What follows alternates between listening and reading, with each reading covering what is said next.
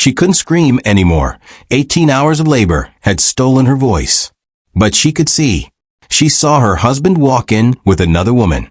She saw his mother hand him papers and whisper, "Do it now while she's weak." She saw him place the divorce documents on her bleeding stomach and say, "Sign it. You got what you wanted, a baby to trap me with. Now you're done." Her daughter was 6 minutes old. Her stitches were still fresh. And security was already dragging her out into a snowstorm because his mother said, "She doesn't belong in this family." What they didn't know, that mansion was never theirs. Her late father had left her $1.3 billion. And what she discovered about them, it was deadly. But before we go further, if you believe no mother should be discarded in her most vulnerable moment, subscribe right now. Drop a comment telling us where you're watching from. Women's voices need to be heard worldwide. Because the way she made them pay will shock you to your core. Now, let's go back to the beginning of her story. 10 years old. That's when Serafina Halvorsen learned the world doesn't stop for grief. The car crash took both her parents in a single night, and by morning she was alone. No relatives stepped forward. No family friends opened their doors. Just a social worker with tired eyes and a clipboard, telling her to pack whatever fits in one small bag.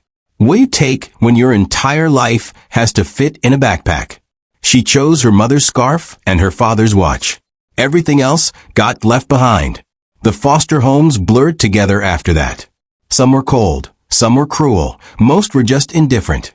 She learned to make herself small, to speak only when spoken to eat fast before someone decided she'd had enough. Other kids sensed weakness like sharks smell blood. They called her charity case and orphan girl, and worse things she tried not to remember. But Serafina discovered something in those years that money could never buy. She learned to survive. She learned that tears changed nothing, that complaining made things worse, that the only person she could count on was herself. Every night she'd touch her mother's scarf and her father's watch and whisper the same promise. "I'll make it. I'll be okay. I'll be more than this." By 28, she'd kept that promise in her own quiet way. No mansion, no fancy car, but she had something better, purpose. She volunteered at St. Michael's Hospital 3 days a week, held the hands of patients who had no visitors, and read to children who couldn't afford books. She tutored kids in the rough part of town, the ones who reminded her of herself. Her apartment was small, barely big enough for a bed and a desk, but she kept it spotless. She'd iron her one good dress on Sunday nights, meal prep on Mondays to stretch her grocery budget, and never once asked for help. Pride? Maybe. But when you've spent your childhood being pitted, you learn to stand on your own 2 feet even when they're tired. March 17th changed everything. Serafina was leaving the hospital after her volunteer shift when she heard the screech of tires, the crunch of metal, the horrible silence that followed the impact. A black Range Rover had clipped a delivery truck and spun into a light post. People stopped. People stared. People pulled out their phones to record. Nobody moved. She didn't think so. She ran. The driver was slumped against the steering wheel, blood trickling from a cut on his forehead, airbag deployed but clearly dazed. She yanked the door open. It took 3 tries, her hands shaking but determined, and assessed him with the basic first aid training she'd gotten from a hospital. "Sir, can you hear me? Don't move your neck. Stay still." Her voice was steady even though her heart hammered. She pressed her scarf against the wound on his head, applied pressure, and checked his pupils. "Someone call 911, she shouted at the crowd. Still nobody moved. Now, that got them. The man's eyes focused on her face, confused, trying to speak. "You're okay," she told him. "You're going to be okay. Just breathe." She stayed with him, talking constantly, keeping him conscious until the ambulance arrived. When the EMTs took over, she tried to slip away. She'd done what needed doing. That was enough. But the man caught her wrist. "Wait. What's your name?" His voice was rough but educated, the kind of voice used to give orders. "Serafina," she said. "Serafina Halvorsen." He studied her face like he was memorizing it. "I'm Leander Quinton. Thank you." She nodded, pulled her hand free gently, and walked away. She didn't know who Leander Quinton was. She didn't watch the news much, didn't follow society gossip. To her, he was just another person who needed help. She went home, washed the blood out of her mother's scarf, and made dinner. That should have been the end of it. 3 days later, flowers arrived at her apartment. Not a small bouquet, 24 white roses with a card in elegant handwriting. You saved my life. Let me thank you properly. Dinner? LQ, she almost threw them away. Rich people didn't date girls like her. Rich people wanted something, always. But curiosity won. She texted the number on the card. You don't owe me anything. He replied within seconds. I know. I want to. Please. What made her say yes? Maybe it was the please. Rich people rarely said please. Maybe it was the loneliness she'd gotten good at ignoring. Maybe it was just time for something different. She agreed to coffee instead of dinner. Coffee felt safer, easier to escape if things went wrong. Leander Quinton was handsome in that expensive way, tailored suit, perfect haircut, watch that cost more than her annual rent. But when he talked, he didn't talk about money. He asked about her volunteer work, her tutoring, what made her run toward danger when everyone else ran away. I don't know, she said honestly. I just couldn't stand there and do nothing. He leaned forward. Most people would have. Most people do. Something in his eyes looked genuine, vulnerable even. I've spent my whole life around people who calculate the cost of everything before they act. You didn't calculate. You just moved. That's rare. She sipped her coffee, uncomfortable with praise. Or just stupid, she said. He laughed, a real laugh, not the polite chuckle rich people give. No. Brave. There's a difference. Coffee turned into dinner. Dinner turned into walks through the city. Walks turned into late-night conversations where they talked about everything. Her childhood, his pressure-filled life running his family's empire, her dreams of maybe going back to school someday, his exhaustion with people who only saw his bank account. Everyone wants something from me, he admitted one night. Money, connections, status. You're the first person in years who looked at me and just saw a man bleeding who needed help. She understood that. Everyone pitied me growing up, she said. The poor orphan. I hated it.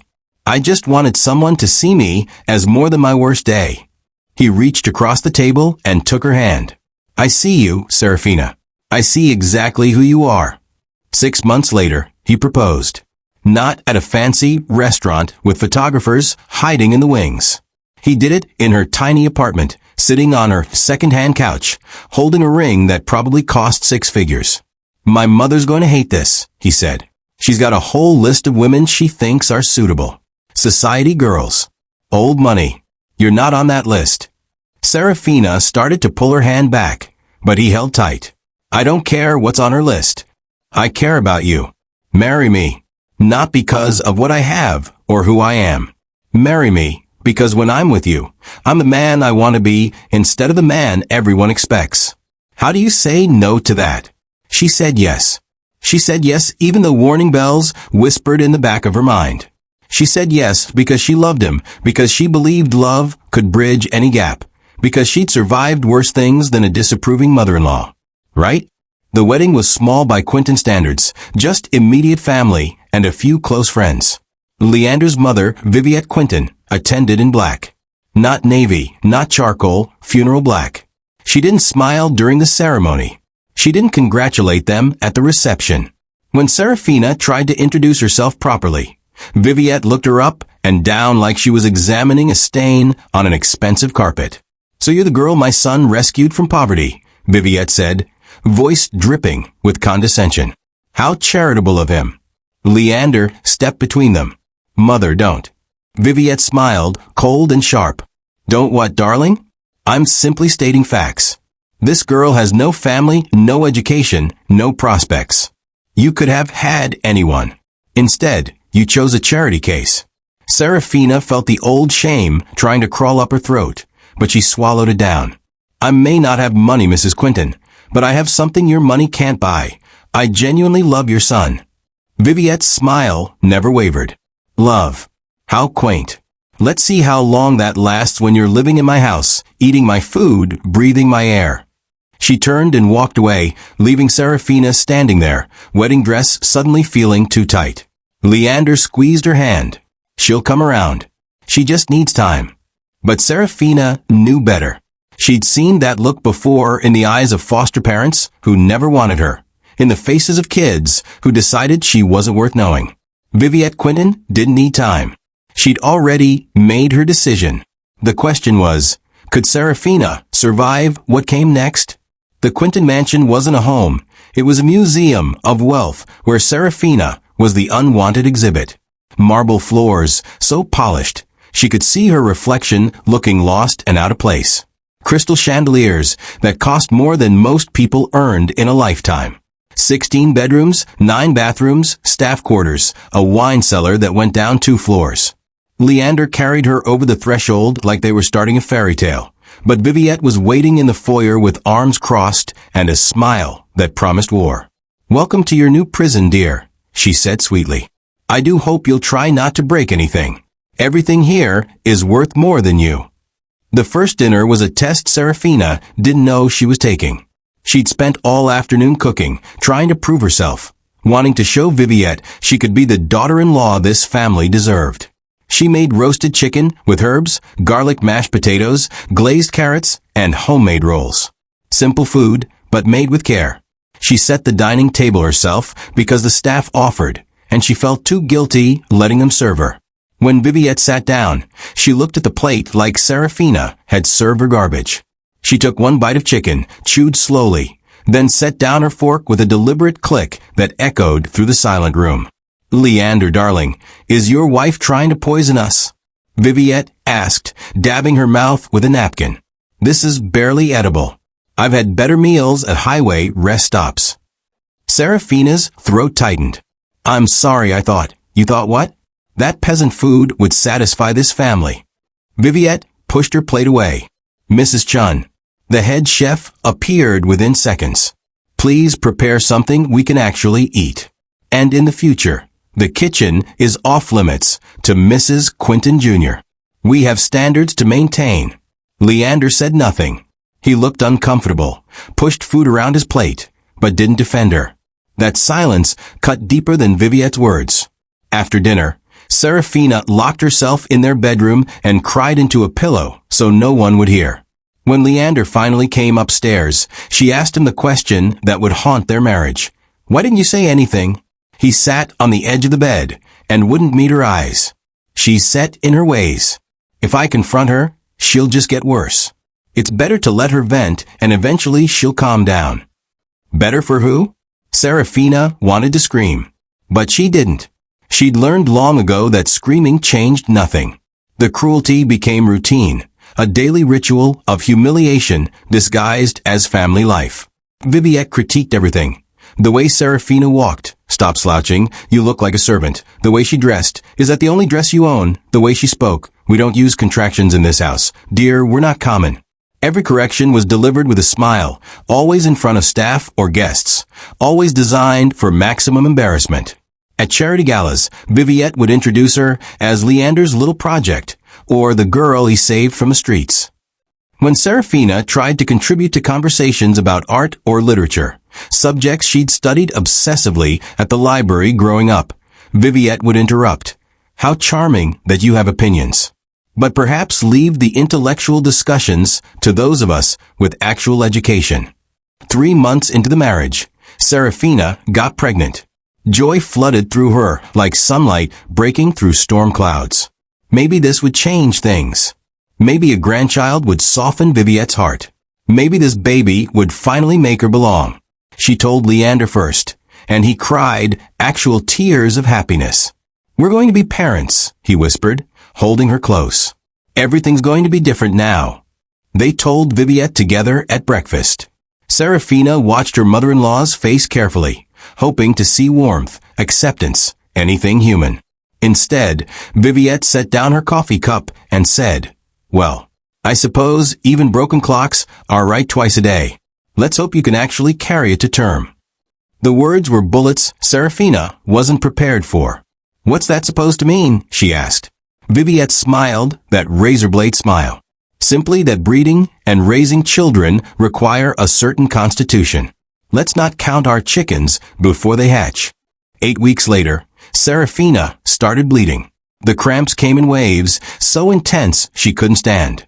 Leander rushed her to the hospital, but the doctors' faces told the story before their words did. "I'm so sorry, Mrs. Quinton. There's no heartbeat." The world turned gray. She'd lost the baby. She'd lost her hope. She'd lost the one thing that might have made her worthy in Viviette's eyes. When they returned home, Viviette was waiting in the sitting room with tea and that permanent expression of disappointment. "I heard the news. Such a shame. But perhaps it's for the best. Clearly your body isn't equipped for this." Serafina stood frozen, grief and rage wrestling inside her. "How can you say that?" she whispered. "How can you be so cruel?" Viviette sipped her tea calmly. "I'm not cruel, dear. I'm realistic. You come from weak stock. Your body is telling you what I've known all along. You're not built for this family." Leander finally found his spine. "Mother, that's enough." Viviette didn't even flinch. "Is it? Your wife has one job in this family. Provide an heir. She can't even do that. What exactly is she good for?" The question hung in the air like poison gas. Leander opened his mouth, closed it, looked at Serafina with helpless eyes that told her everything. He didn't have an answer. He didn't know what she was good for either.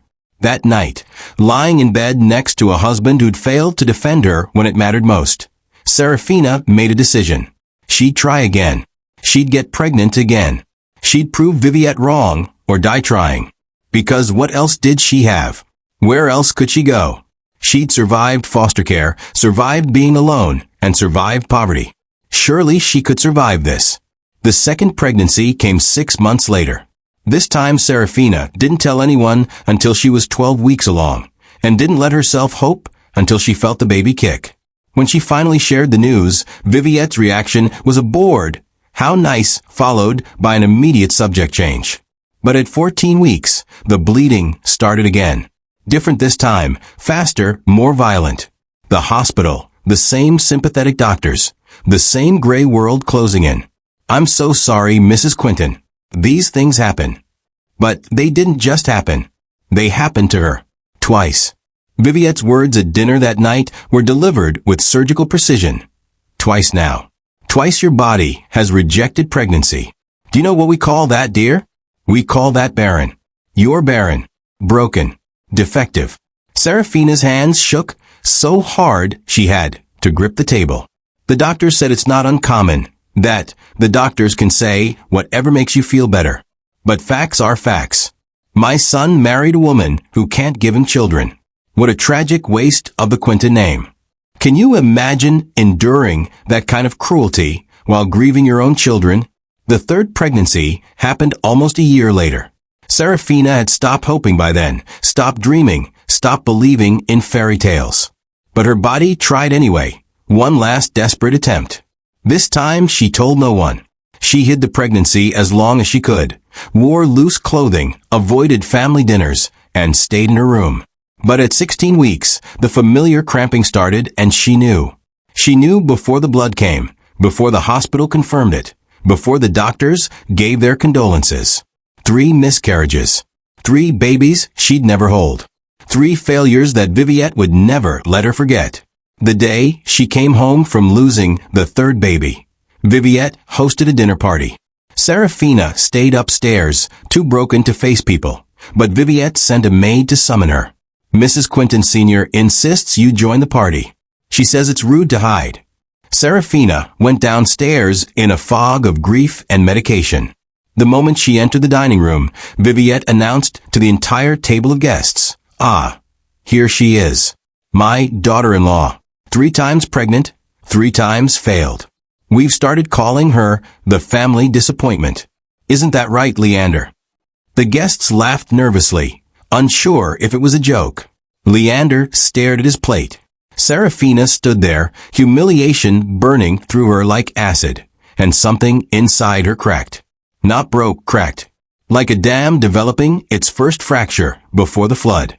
She turned and walked out without a word, and for the first time since entering this mansion, she didn't cry. She'd run out of tears. All that remained was a quiet, cold rage that would eventually consume everything. But life wasn't done testing her. 2 months later, her body surprised her one final time. Another pregnancy. This one felt different, stronger, more persistent. She didn't tell anyone. She barely acknowledged it herself. But as weeks turned to months, and the baby kept growing, kept fighting, kept surviving, something changed in Serafina. This child was a warrior like her. This child refused to give up. And maybe, just maybe, this child was the reason she'd endured everything else. When she finally couldn't hide it anymore, at 5 months, Leander noticed. "Are you?" He couldn't finish the question, afraid of the answer. "Yes," she said simply. No joy in her voice, no hope, just fact. He reached for her, and she stepped back. Don't pretend this changes anything. Don't pretend you'll defend this baby any better than you defended me." He looked wounded, but didn't argue, because they both knew it was true. When Viviette found out, her reaction was worse than cruelty. It was strategic. "Well," she said, studying Serafina's stomach with calculating eyes. "I suppose we'll see if the 4th time's the charm. But dear, even if you manage to carry it, do you really think one child will erase 3 failures? Do you think that makes you mother material?" Serafina met her gaze without flinching. "I guess we'll find out." Something in her tone must have registered because for once, Viviette looked uncertain. The girl she'd spent 2 years destroying was showing cracks, yes, but not the kind that crumbled. The kind that let light through. The kind that preceded earthquakes. But Viviette was too arrogant to recognize the warning signs. She was too busy planning the final humiliation to notice that Serafina Halvorsen had stopped breaking and started sharpening herself into a blade. The pregnancy progressed, and with each passing week, Serafina felt stronger, clearer, more focused. She began paying attention to things she'd ignored before. The whispered phone calls Viviette made behind closed doors, the documents left carelessly on her desk, the way certain financial advisors visited the house at odd hours. She started taking notes in a small journal she hid in her room. Not revenge, not yet. Just information. Just insurance. Just survival instincts honed over a lifetime of being underestimated. When you've been counted out your whole life, you learn to notice when people think you're not paying attention. And Serafina was paying very close attention now. 9 months.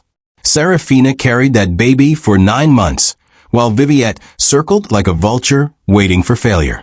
But this baby was a fighter. Every kick, every hiccup, every flutter reminded Serafina that she was stronger than anyone believed. The due date arrived on a Tuesday in February, in the middle of the worst winter storm in 20 years.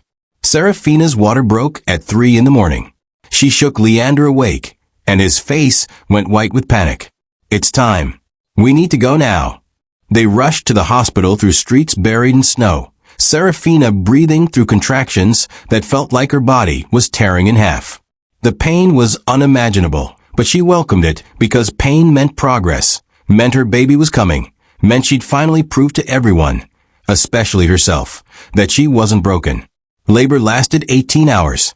18 hours of agony, while nurses checked monitors and doctors murmured about complications. Leander held her hand for the first 6 hours, then started checking his phone. "I need to make some calls," he said, slipping out of the room. He came back an hour later smelling like expensive cologne he hadn't been wearing before. Serafina was too exhausted to question it. All her focus was on the baby, on surviving, on the finish line that kept moving further away. Finally, at 9:47 p.m., after pushing so hard she thought she'd die, her daughter entered the world screaming. The doctor placed her on Serafina's chest and time stopped. She was perfect. 10 fingers, 10 toes, a full head of dark hair, and lungs that could wake the dead. "Ilara," Serafina whispered, the name she'd chosen months ago but never said out loud, afraid to jinx it. "Your name is Ilara. You're here. You're real. You're mine." The nurse took Ilara to clean her up and do tests, promising to bring her back soon. Serafina lay there, body destroyed, but heart fuller than it had ever been. She'd done it. She'd actually done it. Against 3 miscarriages, against Viviette's cruelty, against every odd stacked against her. She'd brought life into this world. For the first time in years, She felt something close to pride. Then the door opened and her world exploded. Leander walked in, but he wasn't alone. Behind him came Viviette, wearing a black dress like she was attending a funeral. And beside them, draped in a cream-colored coat with designer boots and diamond earrings that caught the fluorescent light, was a woman Serafina had never seen before. Young, 23 maybe, with the kind of beauty that came from expensive procedures and monthly spa treatments. She looked at Serafina like someone might look at a stray dog, with pity and disgust mixed together. Leander. Serafina's voice cracked with exhaustion and confusion. What's going on? He wouldn't meet her eyes. Viviette stepped forward, holding a manila envelope. Serafina, dear, we need to discuss your future. Or rather, your lack of one in this family. The room tilted. This couldn't be happening. Not here. Not now. Not while her body still trembled from bringing life into the world. I don't understand, Serafina whispered. Viviette smiled that razor-blade smile Serafina had learned to fear. It's quite simple. My son is divorcing you. Today. Right now. These are the papers. She dropped the envelope on the hospital bed like it was trash. All you need to do is sign. The words didn't make sense. Serafina looked at Leander, waiting for him to laugh, to tell her it was a sick joke, to be the man she'd fallen in love with. Leander, tell her this is crazy. Tell her, I'm sorry, Serafina. His voice was flat, rehearsed, like he'd practiced this speech. This isn't working. It never worked. My mother was right. You're not suited for this life. You've tried, I'll give you that, but trying isn't enough. The young woman in the cream coat stepped closer, sliding her arm through Leander's with possessive confidence. Who is this? Serafina demanded, though part of her already knew, already understood that this humiliation had been planned down to the last detail. This is Callista Brennan, Viviette announced proudly. She comes from excellent stock, the Brennan banking family. Old money, proper breeding, everything we should have insisted on from the beginning. She'll be Leander's wife within the month, and she'll give him the family you never could. Can you imagine? Can you imagine giving birth, your body still bleeding and broken, and being told you're being replaced? Serafina tried to sit up, but pain shot through her abdomen. I just had your baby. Your daughter is down the hall right now. How can you? That child is precisely the problem, Viviette interrupted coldly. She's proof that you trapped my son with pregnancy. Well, congratulations, you got your 9 months. But this family needs more than one sickly child from weak genetics. Callista is young, healthy, and fertile. She'll give Leander multiple heirs. You've served your purpose. Serafina's hands curled into fists in the sheets. You can't do this. We're married. That's my baby. Sign the papers, Serafina. Leander finally looked at her, and his eyes were dead. You'll get nothing, no alimony, no property, no support. Those are the terms. Sign them and walk away quietly, or I'll make this so ugly you'll wish you had. The threat hung in the sterile air. Serafina looked at the envelope, at the woman wearing her husband's arm like a prize, at Viviette's triumphant face. 3 years of hell crystallized into this single moment. And Alara, she asked, voice barely above a whisper. What about my daughter? She stays with us, Viviette declared. She's Quentin. She'll be raised properly, not by some orphan with no family and no prospects. Every cell in Serafina's body screamed no. Every instinct told her to fight, to scratch, to claw, to burn the hospital down before letting them take her child. But she was one woman, exhausted and bleeding, against a family with unlimited money and lawyers who could twist any law to their favor. If she fought now, she'd lose. If she fought now, they'd destroy her and take Alara anyway. So she did the only thing survival had taught her to do. She retreated to fight another day. I want to see her first, Serafina said.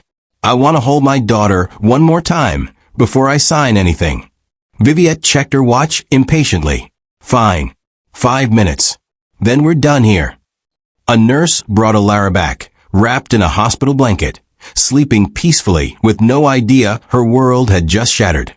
Serafina took her daughter and pressed her close, memorizing every detail, The shape of her ears, the curve of her tiny nose, the way her fingers curled like little seashells. She kissed her forehead and whispered words only Alara would hear. I'm not giving up. This isn't over. I will come back for you. I promise. Then she handed her baby to the nurse before she could change her mind, before the screaming in her head became screaming out loud. She signed the papers with shaking hands, her signature barely legible through the tears she refused to let fall. Good girl, Viviette said, taking the papers like she'd won a prize. Now get out. You have 1 hour to leave this hospital before security removes you. Serafina pushed herself out of the bed, her body screaming in protest. Every step toward the door was agony, but she refused to show weakness, refused to give them the satisfaction. At the threshold, she turned back one last time. Leander was already cooing over Alara with Callista, playing house with the replacement family. He didn't even glance at the woman who'd just birthed his child. That image burned itself into Serafina's memory like a brand. The hospital discharged her with a plastic bag of supplies and instructions to rest for 6 weeks. Rest where? She had no home now, no money, no phone. They'd taken everything, even her coat. The head nurse, an older woman with kind eyes who'd seen the whole thing, pulled her aside. I don't know what happened there, but no woman should be thrown out after giving birth. Here. She pressed $200 into Serafina's hand. That's all I have. Get somewhere safe. Get help. Serafina wanted to refuse, pride still fighting against reality. But pride didn't keep you alive. Thank you, she whispered. I'll pay you back. The nurse squeezed her shoulder. Just survive, honey. That's enough payment. Outside, the storm had gotten worse. Snow fell in thick sheets, the kind of cold that cuts through skin and finds bone. Serafina stood on the hospital steps in a thin gown and borrowed scrubs, a small suitcase in one hand, everything she owned fit in one bag again, just like when she was 10, and climbed into a cab. Where to? The driver asked. She gave him the address of a women's shelter she'd volunteered at years ago, praying they had space, praying they'd take her in.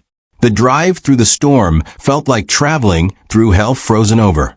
Every bump in the road sent pain through her healing body. Every red light gave her too much time to think about Alara sleeping in a hospital basement, unaware her mother was being erased from her life. When they pulled up to the shelter, Serafina paid the driver with the nurse's cash and stepped out into the blizzard. The shelter almost didn't let her in. We're at capacity, the intake worker said. But when Serafina collapsed against the desk, blood seeping through her scrubs, they found space. They gave her a cot in a room with 7 other women, a thin blanket, and a promise to check her stitches in the morning.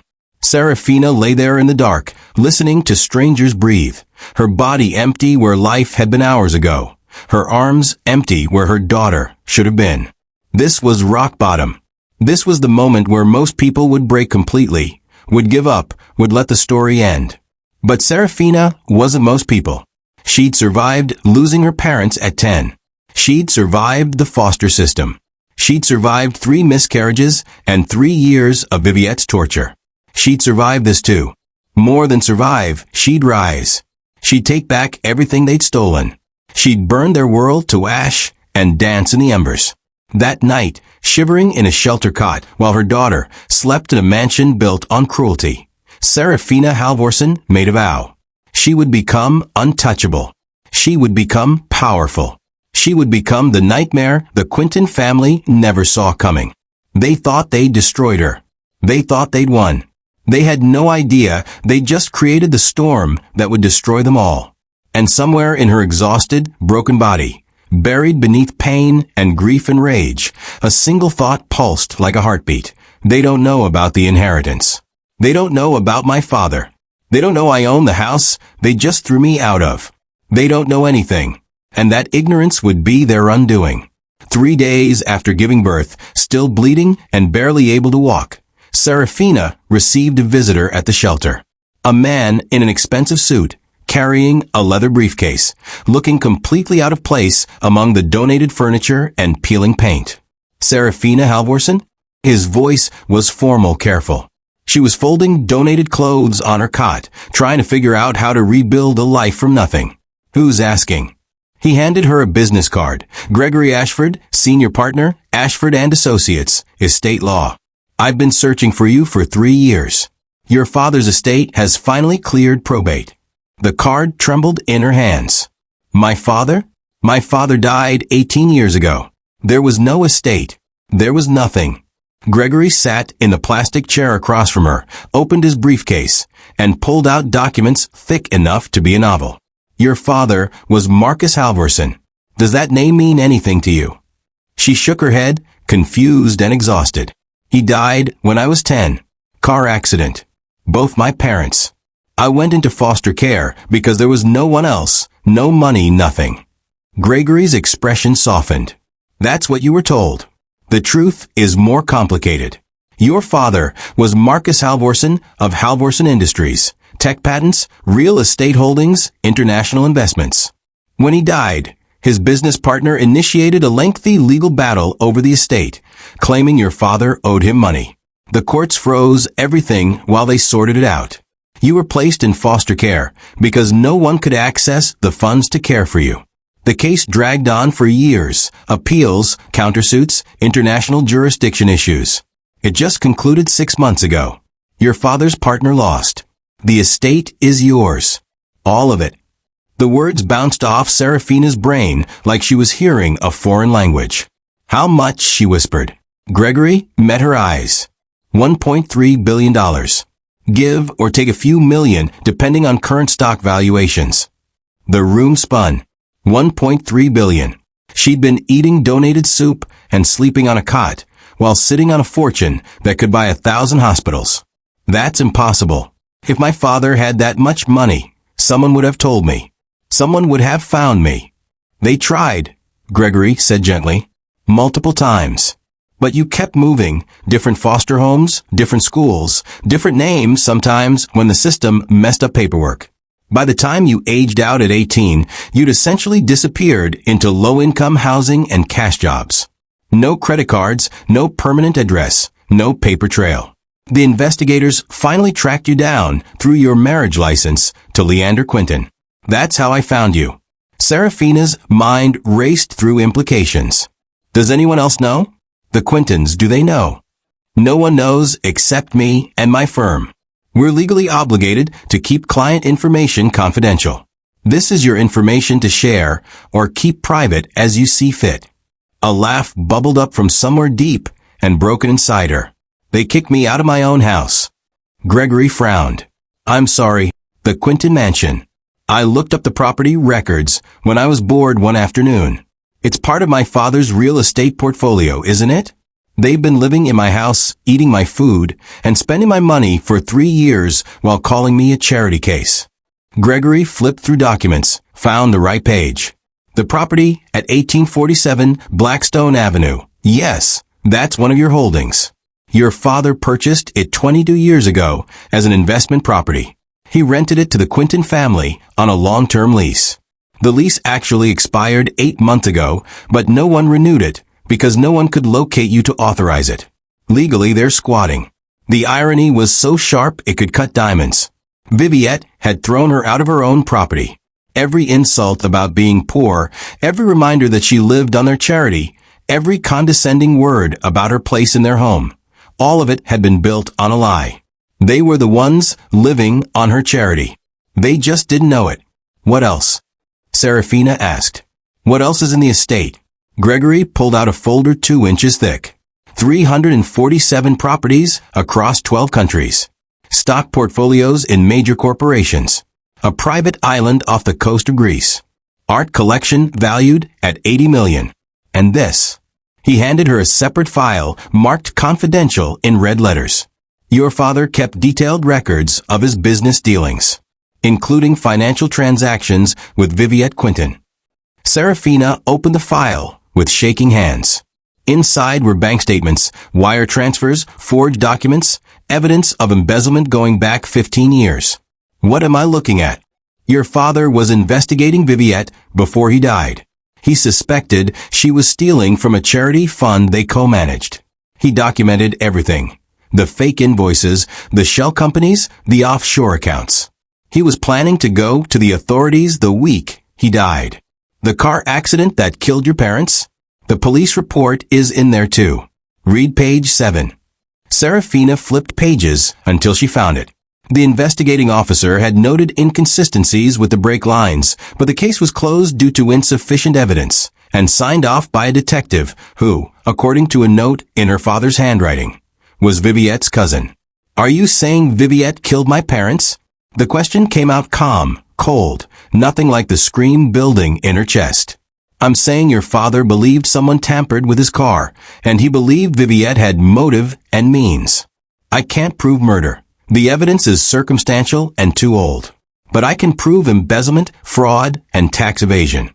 The statute of limitations hasn't run out on the financial crimes. You could destroy her legally and financially tomorrow if you wanted. Serafina closed the file, her hands steady now, her mind crystallizing into sharp focus. What do I need to do to access everything? Gregory pulled out more papers. Sign here, here, and here. I'll need proof of identity, driver's license, birth certificate. Then we transfer everything into your name. The full process takes about 3 weeks to finalize, but I can release emergency funds today. How much do you need? How much did she need? A week ago, she would have said $1,000, felt like a fortune. Now she had access to more money than she could spend in 10 lifetimes. Enough to rent an apartment, buy clothes, hire a nanny. She paused. And enough to hire the best custody lawyer in the state. Gregory smiled for the first time. I already anticipated that. I took the liberty of contacting Rebecca Chun. She's the top family law attorney in the country, never losing a custody case. She's expecting your call. He handed her a phone, new, expensive, already programmed with numbers. This is yours. Untraceable to your old identity. I've also arranged for a security detail until we're sure the Quintons don't pose a physical threat. Security. The word felt foreign. You're a billionaire now, Ms. Halvorson. People do desperate things when money and power are at stake. The Quintons may not know about your inheritance yet, but when they find out, and they will, you need to be protected. The pieces were falling into place, a puzzle she hadn't known she was solving. I need 6 weeks before anyone knows. 6 weeks to heal, to plan, to prepare. Can you keep this quiet that long? Attorney-client privilege, Gregory confirmed. No one hears a word unless you authorize it. But Ms. Halvorson, what exactly are you planning? She looked at him with eyes that had seen too much, survived too much, and were finally ready to take instead of lose. I'm planning to take back my daughter. And then I'm going to take everything else. The next 3 days were a blur of paperwork, bank accounts, and strategic planning. Gregory set her up in a penthouse apartment under a shell corporation name. 3 bedrooms, floor-to-ceiling windows. The kind of place she'd cleaned as a volunteer, but never imagined living in. He arranged for a personal shopper to stock her closet, a nutritionist to help her heal properly, and a private nurse to check her recovery. For the first time in her life, Serafina had everything she'd ever needed. Except the one thing that mattered, her daughter. Rebecca Chun came to the apartment on day 4, a woman in her 50s with sharp eyes and a sharper reputation. I've reviewed your case. Divorced in a hospital bed hours after giving birth. Coerced into signing away custody. Thrown out with no support. Any judge will see it's unconscionable. She spread documents across the dining table. But here's the problem, they have temporary custody. And challenging it means exposing yourself. The moment we file, they'll know you have resources. Let them know, Serafina said. I'm done hiding. Rebecca studied her carefully. The Quintons will fight dirty. They'll drag your past through the mud. Foster care, no family, no education, no job history. They'll paint you as unstable, unfit, dangerous. Then we paint them as criminals. Serafina pushed the embezzlement file across the table. Viviette's been stealing for 15 years. I have proof. We expose her, we destroy their credibility, and we take back my daughter. Rebecca's eyes widened as she read. This is enough to put her in prison for 20 years. Good. File the custody motion and include the financial evidence.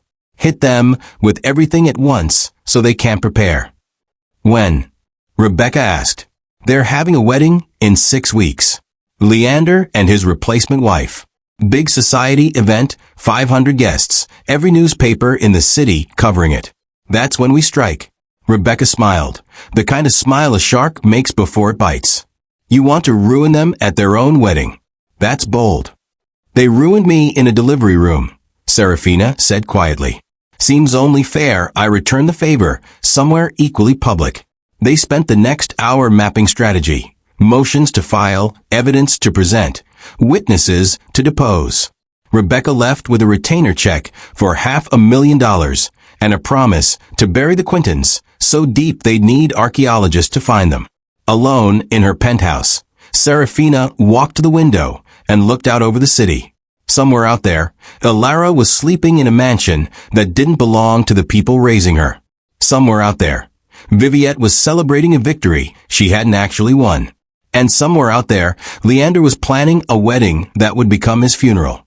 The old Serafina, the one who'd cooked dinner hoping to earn love, who'd endured insults hoping for acceptance, who'd signed divorce papers because she was too broken to fight, that woman was gone. She'd died in a labor room and been reborn in a shelter cot with nothing but rage and determination. This new Serafina had money, power, proof of crimes, and 6 weeks to become untouchable. She'd spent her whole life being underestimated.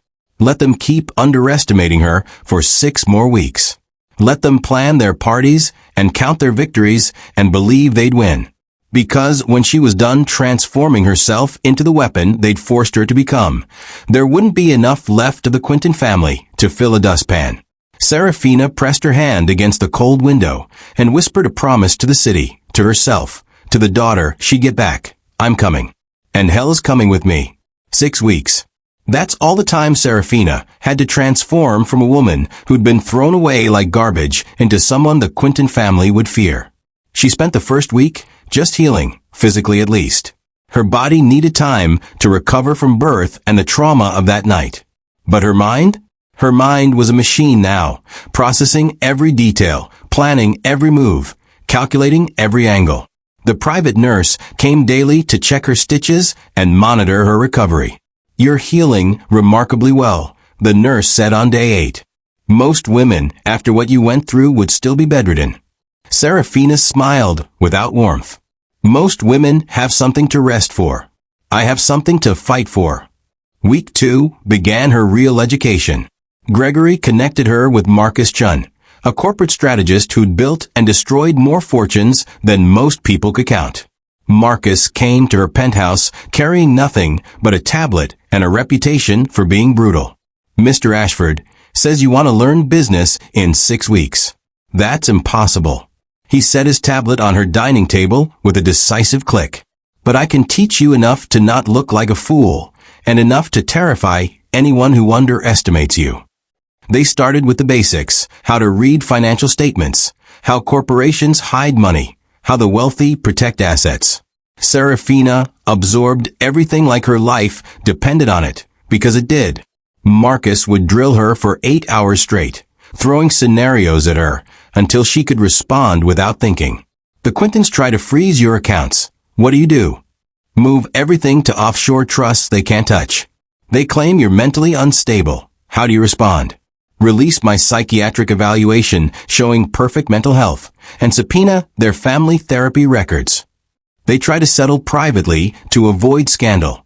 Do you take it? Never. Public destruction or nothing. By week 3, Serafina wasn't just learning business, she was learning war. Marcus brought in a media consultant named Patricia, who'd managed crisis communications for presidents and CEOs. The narrative is everything, Patricia explained, spreading newspapers across the table, showing various scandal stories. Whoever controls the story controls the outcome. The Quintons will try to paint you as a gold digger who trapped their son. We need to paint you as the victim who survived. They crafted her story carefully. The orphan who saved a man's life, married for love, endured years of abuse, lost 3 babies to stress and cruelty, then got divorced while giving birth. Every word was true, but arranged for maximum emotional impact. When we release this, the public will crucify them, Patricia said with satisfaction. Especially older women. They'll see themselves in you. Every woman who's been underestimated, discarded, replaced. You're not just fighting for yourself anymore. You're fighting for every woman who's been treated like garbage by people with power. Week 4 brought physical transformation. A stylist named Andre came to the penthouse with racks of designer clothes, none of which looked like anything Serafina would have chosen. "We're not dressing the woman you were," Andre said, circling her with an artist's sigh. "We're dressing the woman you're becoming." Power doesn't apologize. Power doesn't hide. Power walks into a room and makes everyone else feel like they're underdressed. He put her in tailored suits that cost more than a car, dresses that moved like water, heels that added 3 inches and made her spine straighten automatically. But the real change was her hair.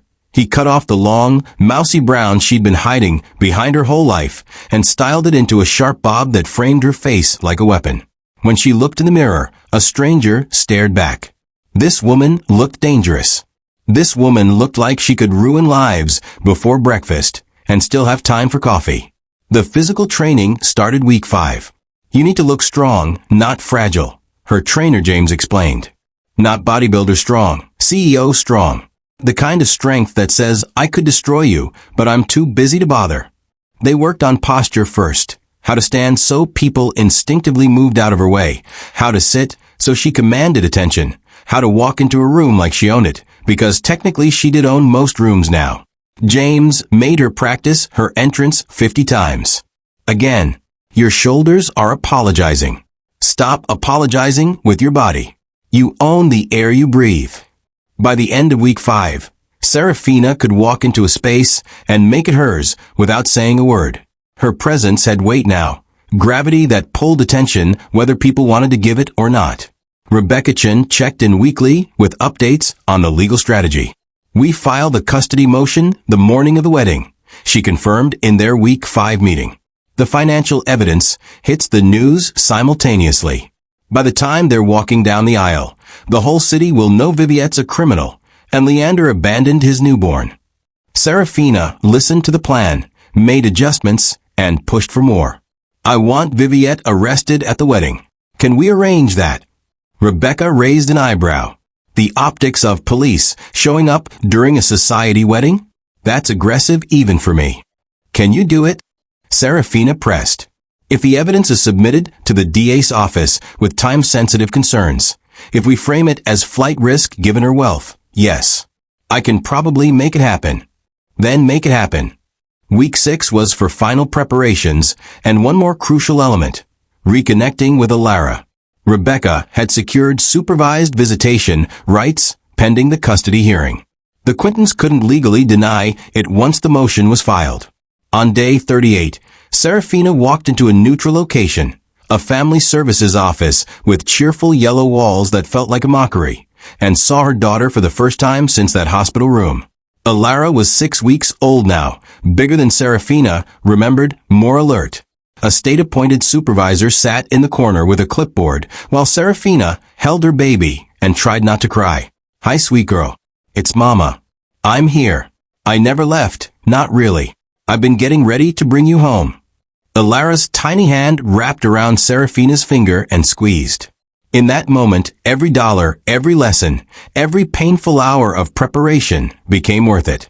This wasn't about revenge anymore. It was about this child having a mother who was strong enough to protect her. The visit lasted 2 hours. When the supervisor said time was up, Serafina kissed Alara's forehead and made her a promise. "Next time I see you, you're coming home with me. I promise." She handed her daughter back to the care worker who'd brought her, watched them leave, then walked outside where her driver was waiting with the Mercedes. The old Serafina would have cried. The new Serafina called Rebecca. "Accelerate everything. I want them buried. The wedding's in 5 days. We're on schedule. I don't care about the schedule. I want them destroyed before they finish their vows." Those final 5 days moved like a storm building. Serafina reviewed every document, memorized every detail, practiced her entrance to the wedding until it was perfect. Patricia leaked strategic pieces of the story to journalists who'd been cultivated for exactly this moment. Marcus confirmed all assets were protected and positioned. Gregory assured her the legal walls around the Quintons were airtight. Everything was ready. The only question left was, would she have the strength to walk into that wedding, face the people who destroyed her, and burn their world down in front of 500 witnesses? On day 42, the morning of the wedding, Serafina woke before dawn and stood at her penthouse window watching the sunrise. The woman who'd survived foster care, poverty, cruelty, and betrayal had spent 6 weeks becoming someone new, someone powerful, someone untouchable, someone who knew exactly how much she was worth and refused to ever be underestimated again. She dressed in a custom ivory suit, not white like a bride, not black like mourning, but something in between that screamed elegance and danger. Andre had called it the color of revenge served cold. Her hair was perfect, makeup minimal but precise, heels that made her tall enough to look Viviette in the eye. She looked like money. She looked like power. She looked like the reckoning the Quintons had spent 6 weeks not preparing for. Gregory called at 8 a.m. Everything's filed. The custody motion is public record as of 10 minutes ago. The financial evidence is with the DA. News outlets have the story. It's done. Are you ready? Serafina looked at herself one final time in the mirror. The scared girl who'd signed divorce papers in a hospital bed was gone completely. In her place stood a woman who'd lost everything and used that loss to forge herself into something unbreakable. I've been ready my whole life, she said. Let's go ruin a wedding. The Quinton estate looked like a fairy tale. White tents with crystal chandeliers, thousands of roses imported from Ecuador, a string quartet playing Vivaldi, champagne towers that cost more than most people's yearly salary. 500 guests in designer clothes sipped expensive wine and pretended they hadn't gossiped viciously about this exact wedding for weeks. Leander stood at the altar in a custom tuxedo, looking every bit the conquering hero. Callista waited in the bridal suite, probably admiring herself in a dress that cost $250,000. And Viviette circulated through the crowd like a queen, accepting congratulations on ridding her family of that dreadful mistake and securing proper breeding for the Quinton line. They had no idea the sky was about to fall on their heads. Serafina's Mercedes pulled up to the estate at exactly 2 p.m., 30 minutes before the ceremony was scheduled to start. Her security team stepped out first, 3 men in dark suits who looked like they ate problems for breakfast. Then she emerged, holding 6-week-old Alara wrapped in a cashmere blanket. The valet's face went white. "Ma'am, this is a private event. I own this property," Serafina said calmly, handing him her keys. "Park the car." She walked past him before he could respond, her heels clicking on the marble entrance like a countdown to detonation. The moment she entered the main hall, conversations stopped mid-sentence. Heads turned. Someone dropped a champagne glass, and it shattered on the floor, the sound echoing through sudden silence. Viviette spotted her first. The color drained from her face so fast she looked like she'd seen a ghost. "What are you doing here? Get out." Security. But Serafina's security team was already blocking the exits, and more importantly, every guest in the room had pulled out their phones. This was going to be recorded, shared, and viral within hours. Perfect.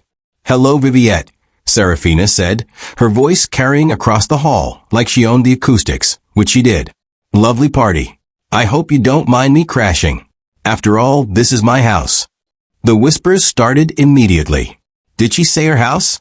Is that the ex-wife? Is that a baby? Viviette's face cycled through shock, rage, and fear before settling on venomous contempt. "You have no right to be here. You signed away everything." "I signed away nothing that was yours to take," Serafina interrupted. "And that's the problem, isn't it? Nothing here was ever yours." Leander pushed through the crowd, Callista clutching his arm like a life preserver.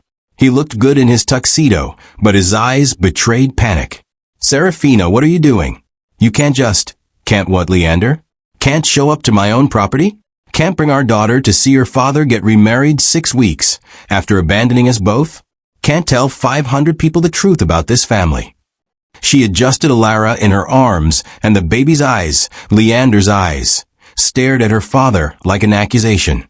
That baby shouldn't be here, Callista hissed, her pretty face twisted with anger. This is our day, your day. Serafina laughed, a sound with no humor in it. Tell me, Callista, did Leander mention he divorced me in a labor room? Did he tell you he handed me papers while I was still bleeding from giving birth? Did he mention throwing me into a snowstorm with our newborn because his mother decided I wasn't good enough? The crowd gasped. Phones recorded every word. This was better than any reality show, any scandal, any gossip they'd heard in years. Callista's mouth opened and closed like a fish. That's not Leander. Tell her that's not true. But Leander's silence was confirmation enough. You didn't know? Serafina asked with mock sympathy. You didn't know you're marrying a man who discards women when his mother snaps her fingers? Good luck with that. I give it 6 months before you're standing where I am. Viviette recovered her composure, stepping forward with fury blazing. Enough of this circus. You're embarrassing yourself. Guards, remove this woman. Touch me, and I'll sue this estate for every penny it has, Serafina said coldly. Oh, wait, every penny it has is mine. Let me rephrase. Touch me, and you'll be arrested for assault on private property. My private property. What are you talking about? Viviette demanded. This estate belongs to the Quinton family. We've lived here for 15 years, on my father's lease, which expired 8 months ago. Serafina pulled a document from her bag with her free hand, difficult with a baby, but she'd practiced this. Marcus Halvorsen purchased this property 22 years ago. I'm Marcus Halvorsen's only heir. I own this house, the grounds, and everything on it. You've been squatting for almost a year. She handed the property deed to the nearest guest, who stared at it like a bomb. Pass it around. Let everyone see. The document circulated through the crowd. Reality was hitting them in waves. This wasn't a desperate ex-wife making a scene. This was a property owner crashing squatters. You're lying, Viviette said, but her voice shook. My lawyers would have told me. Your lawyers probably did tell you the lease was up. You ignored it because you assumed the owner would never surface. Surprise. Serafina shifted Alara higher on her shoulder. The baby made small noises, completely unconcerned with the chaos erupting around her. But we're not here to discuss real estate. We're here to discuss theft, embezzlement, and fraud spanning 15 years. She nodded to Gregory, who'd slipped in through the side entrance with Rebecca Chin and a man in a police uniform. You remember my father's charity fund? The one you managed together? Want to tell everyone where that money went? Viviette's face went from pale to gray. I don't know what you're talking about. Really? Because I have bank statements showing $2.7 million transferred from the charity to your personal accounts through shell companies. I have fake invoices for services never rendered. I have offshore accounts in your name. I have 15 years of evidence that you've been stealing from sick children. Serafina's voice dropped to something deadly quiet. I also have evidence suggesting you knew about my father's investigation before he died. The car accident that killed my parents? The brake lines were tampered with. And the detective who closed the case as accidental? Your cousin. Funny coincidence, don't you think?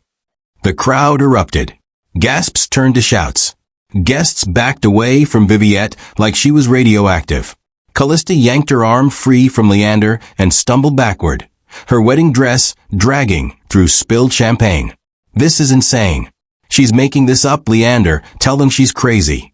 But Leander looked like he was going to vomit. He knew. Not all of it maybe, but enough. Enough to realize his mother was a criminal, and his ex-wife had just become untouchable. Mrs. Viviette Quinton, the police officer, stepped forward, handcuffs already out. You're under arrest for embezzlement, fraud, and tax evasion. You have the right to remain silent. You can't do this. Viviette shrieked, backing away. Do you know who I am? I'll have your badge. I'll sue you for everything. With what money? Serafina asked. Because as of this morning, every account you have is frozen. Every asset is under investigation. Every property you thought you owned? Seized pending trial. Can you imagine? Can you imagine planning the perfect wedding to celebrate destroying someone only to have that someone show up and destroy you instead? Viviette tried to run, but the officer caught her easily. The handcuffs clicked shut, and the sound echoed through the hall like a death knell. Cameras flashed. Videos recorded.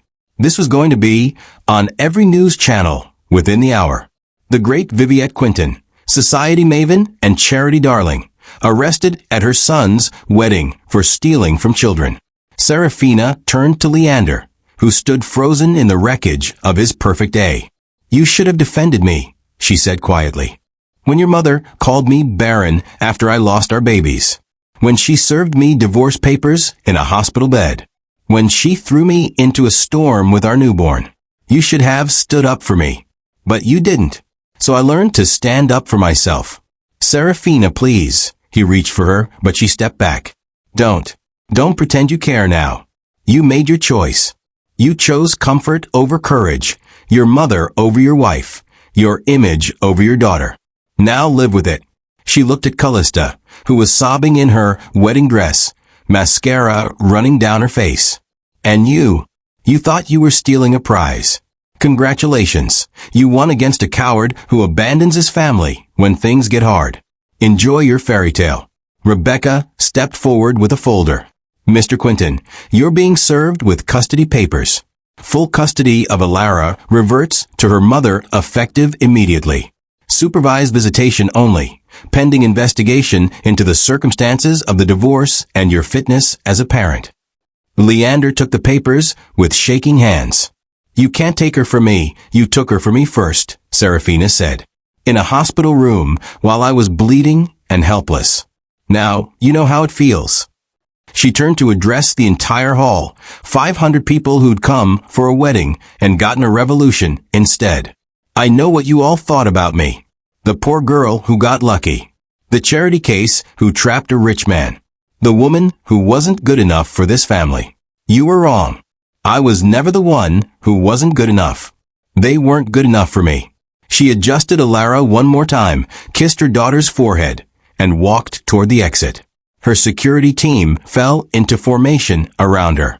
As she reached the door, she turned back one last time. "Oh, and Leander? You have 30 days to remove your belongings from my property. After that, anything left behind becomes mine. Just like everything else you threw away." The Mercedes was waiting. Serafina slid into the back seat, Alara secured in her arms, and the door closed on the chaos behind her. Through the tinted windows, she could see police leading Viviette away in handcuffs, see Callista collapsed on the ground in her ruined dress, see Leander standing alone in his tuxedo, surrounded by guests who couldn't wait to gossip about this disaster. The driver caught her eye in the rearview mirror. "Where to, ma'am?" Serafina looked down at Alara, who gazed up at her with complete trust, completely unaware she'd just witnessed her mother burn down an empire. "Home," Serafina said. "Take us home." The wedding massacre was just the opening move. Within 48 hours, Serafina's legal team had filed 17 separate lawsuits against the Quinton family. Each one was a surgical strike designed to dismantle everything they'd built on lies and stolen money. Rebecca Chen coordinated the attack from her law office like a general planning a siege. "We're going after the company holdings first," she explained to Serafina during their Monday morning strategy session. Leander's investment firm, his board positions, the trust funds Viviette set up. Everything connected to the embezzled money gets frozen and investigated. Serafina sat across from her, Alara sleeping peacefully in a designer bassinet beside the conference table. "How long until they're completely bankrupt?" Rebecca smiled. "If we move aggressively, 3 months. Maybe less if the criminal charges stick." The news coverage was relentless and brutal. Every channel, every website, every newspaper ran the story with headlines that would haunt the Quintons forever. Society queen arrested at son's wedding. Billionaire heiress exposes years of charity theft. Labor room divorce. The cruelty that shocked a nation.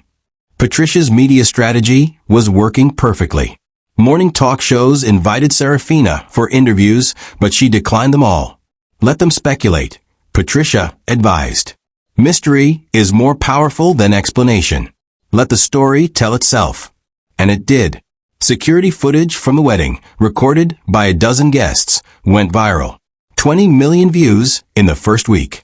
50 million by week 2. The world watched Viviette being led away in handcuffs, watched Callista sobbing in her wedding dress, watched Serafina walk away with her baby, like a queen leaving a conquered battlefield. The comments sections were vicious toward the Quintons and worshipful toward Serafina. This is what happens when you underestimate the quiet ones. She went from homeless shelter to billionaire and destroyed them all. Every woman who's ever been called not good enough felt that wedding speech in their soul. Serafina read the comments late at night while feeding Alara, and something in her chest loosened slightly. For years she believed Viviette's poison, that she was worthless, broken, undeserving. Seeing thousands of strangers defend her, celebrate her, recognize her worth, helped heal wounds she didn't know she could heal. But healing wasn't the priority yet. Destruction was. By week 3, the financial damage was catastrophic. Leander's investment firm lost 80% of its clients within days. No one wanted to be associated with a man who divorced his wife in a labor room and a family under criminal investigation. His board positions were revoked one by one. Luxury brands didn't want controversy, and Leander Quinton was now walking controversy. His personal bank accounts, tangled up with his mother's illegal money, got frozen pending the investigation. Within a month, he went from having access to hundreds of millions to having to borrow money for groceries. Marcus called with updates that felt like poetry. His Porsche got repossessed yesterday. The yacht's being seized. The vacation home in Aspen? Foreclosed. He's essentially homeless and broke. Serafina felt nothing hearing this. No satisfaction, no guilt, just the cold acknowledgement that consequences had arrived exactly on schedule. Callista left him on day 26.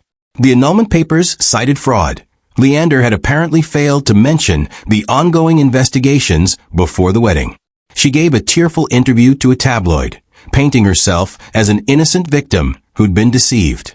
"I thought I was marrying into a respectable family," she sobbed on camera, her youth and beauty working overtime to generate sympathy. "I had no idea about any of this. He lied to me about everything." Serafina watched the interview with Rebecca, both of them drinking wine in the penthouse living room while Alara slept. "Should we go after her too?" Rebecca asked. She was part of the humiliation. Serafina considered it, then shook her head. "She's irrelevant. A pawn who thought she was a queen. Let her disappear into whatever privileged obscurity she came from. Our target was always Viviette and Leander. Stay focused." Viviette's trial began in month 2. The prosecution had an airtight case, 15 years of bank records, fake invoices, shell companies, testimony from forensic accountants who'd traced every stolen dollar. Viviette's lawyers tried every tactic, claiming she was mentally unfit, blaming rogue employees, suggesting Serafina had fabricated evidence. None of it worked. The paper trail was too extensive, too detailed, too damning. Serafina attended every day of the trial, sitting in the front row where Viviette couldn't avoid seeing her. She dressed impeccably, a different designer suit every day, hair perfect, makeup flawless. She wanted Viviette to see exactly what she'd become, wanted her to understand that the woman she'd called barren and broken and worthless now controlled her entire future. On day 4 of the trial, they made eye contact during a recess. Viviette looked 20 years older than she had at the wedding. Her hair had gone gray at the roots. Her face was gaunt. Her hands shook constantly. She leaned toward her lawyer and whispered something. The lawyer approached Rebecca. "Mrs. Quinton would like to speak with your client privately." Rebecca looked at Serafina with raised eyebrows. "It's probably an attempt to negotiate. Want to hear her out?" Serafina thought about it. Part of her wanted to refuse, to let Viviette rot without the satisfaction of a final conversation. But another part, the part that had spent 3 years enduring her cruelty, needed to hear what the woman had to say now that all her power was gone. They met in a private conference room, lawyers present but silent. Viviette sat across from Serafina, looking small and defeated, nothing like the towering terror she'd been in the mansion. "You've destroyed everything," she said, without preamble. My reputation, my freedom, my family. Are you satisfied? Serafina studied her with clinical detachment. You destroyed yourself. I just made sure everyone knew about it. Viviette's hands clenched on the table. I gave you a life you never could have achieved on your own. A home, status, everything a girl like you could dream of, a girl like me. Serafina interrupted. You mean an orphan? Someone without family money? Someone who had to work for everything instead of inheriting it. She leaned forward. You gave me nothing, Viviette. I earned every moment in that house by enduring your cruelty. And you know the best part? It was my house the entire time. Every insult you gave me about living on your charity, I was actually supporting you. How does that feel? Viviette's face twisted with rage and something else, fear. What do you want? Money? I don't have access to anything anymore, but after the trial, if there's anything left, I don't want your money. I have more money than I could spend in 5 lifetimes. Serafina's voice was ice. I want you to understand something. You called me barren after I lost 3 babies. You mocked my grief. You brought another woman into my home to replace me. You forced your son to divorce me while I was giving birth. And you threw me into a snowstorm with a newborn because you thought I was powerless. Every single choice you made created me. The woman sitting in front of you right now, you built her. So if you're looking for someone to blame for your destruction, look in a mirror. Viviette's composure cracked. Tears streamed down her face, her whole body shaking. I'm going to prison. They're saying 20 years minimum. I'll die there. Please, I'm begging you, drop the charges. Show mercy. Mercy. The word hung between them like a dead thing. Serafina remembered begging for mercy when Viviette called her food poison. Begging for kindness after each miscarriage. Begging for understanding when she was thrown out of the hospital. And Viviette had given her nothing but more cruelty. You want mercy? Serafina asked quietly. Where was your mercy when I needed it? Where was your compassion when I was grieving? Where was your humanity when I was at my lowest? She stood up, signaling the meeting was over. You're going to prison, Viviette. And every day you're there, I want you to remember that you did this to yourself. Not me. You. She walked out without looking back. Rebecca followed, closing the conference room door on Viviette's sobs. That was cold, Rebecca said, impressed. She deserved the cold, Serafina replied. She deserves worse than a cold. The trial concluded 2 weeks later. The jury deliberated for less than 4 hours. Guilty on all counts. The judge sentenced Viviette to 18 years in federal prison with no possibility of parole for at least 12. As the bailiff led her away, Viviette turned back one last time. Her eyes found Serafina in the gallery, and in that moment there was something like recognition, the acknowledgement that she'd created her own destroyer. Then she was gone, led through a door to a life of orange jumpsuits and concrete cells. Leander tried to reach out once the trial ended. He called repeatedly, but Serafina never answered. He sent letters that she burned without reading. Finally, he showed up at her penthouse building, and the doorman called up for permission. There's a Mr. Quinton here to see you, ma'am. Should I send him away? Serafina looked at Alara, now 3 months old, making happy baby noises in her bouncer. Send him up. But security stays in the hallway. Leander looked terrible when he arrived, unshaven, clothes rumpled, eyes hollow. He'd lost weight and aged a decade in 3 months. Serafina, thank you for seeing me. I know I don't deserve. You don't, she agreed. Say what you came to say and leave. He stepped into the foyer, but she didn't invite him further. I'm sorry. I know that means nothing now, but I need you to hear it. I was weak. My mother controlled everything, and I let her because it was easier than fighting. I should have protected you. I should have defended you. I should have been the husband you deserved instead of the coward I was. He paused, gathering courage. Can I see Alara? Serafina considered refusing, then thought about the supervised visitation the court had granted. He'd see her eventually anyway. 5 minutes. From the doorway. Don't come closer. She brought Alara to where Leander could see her. His face crumpled watching his daughter, The child he'd abandoned. The life he'd thrown away. She's beautiful. She looks like you.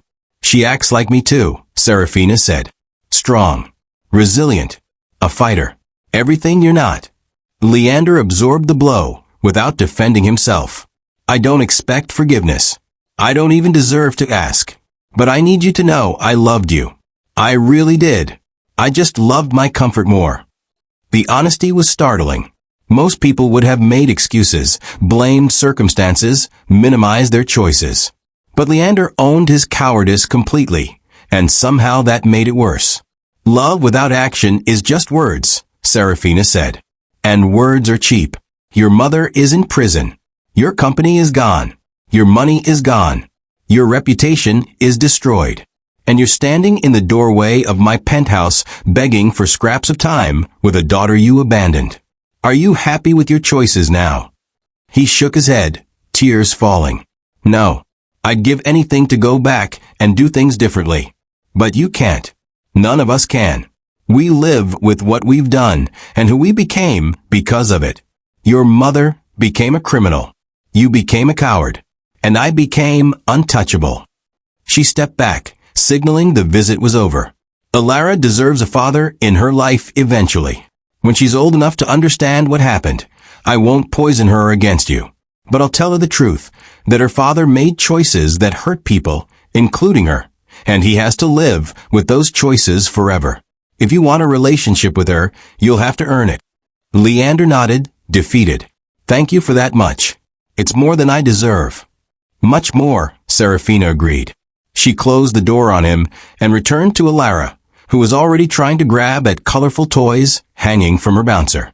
The baby had no idea her father had just been dismissed from her life, no concept of the war that had been fought for her.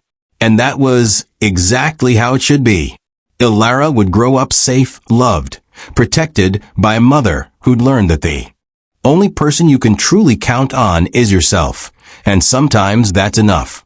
6 months after the wedding that destroyed the Quinton family, Serafina made her final move.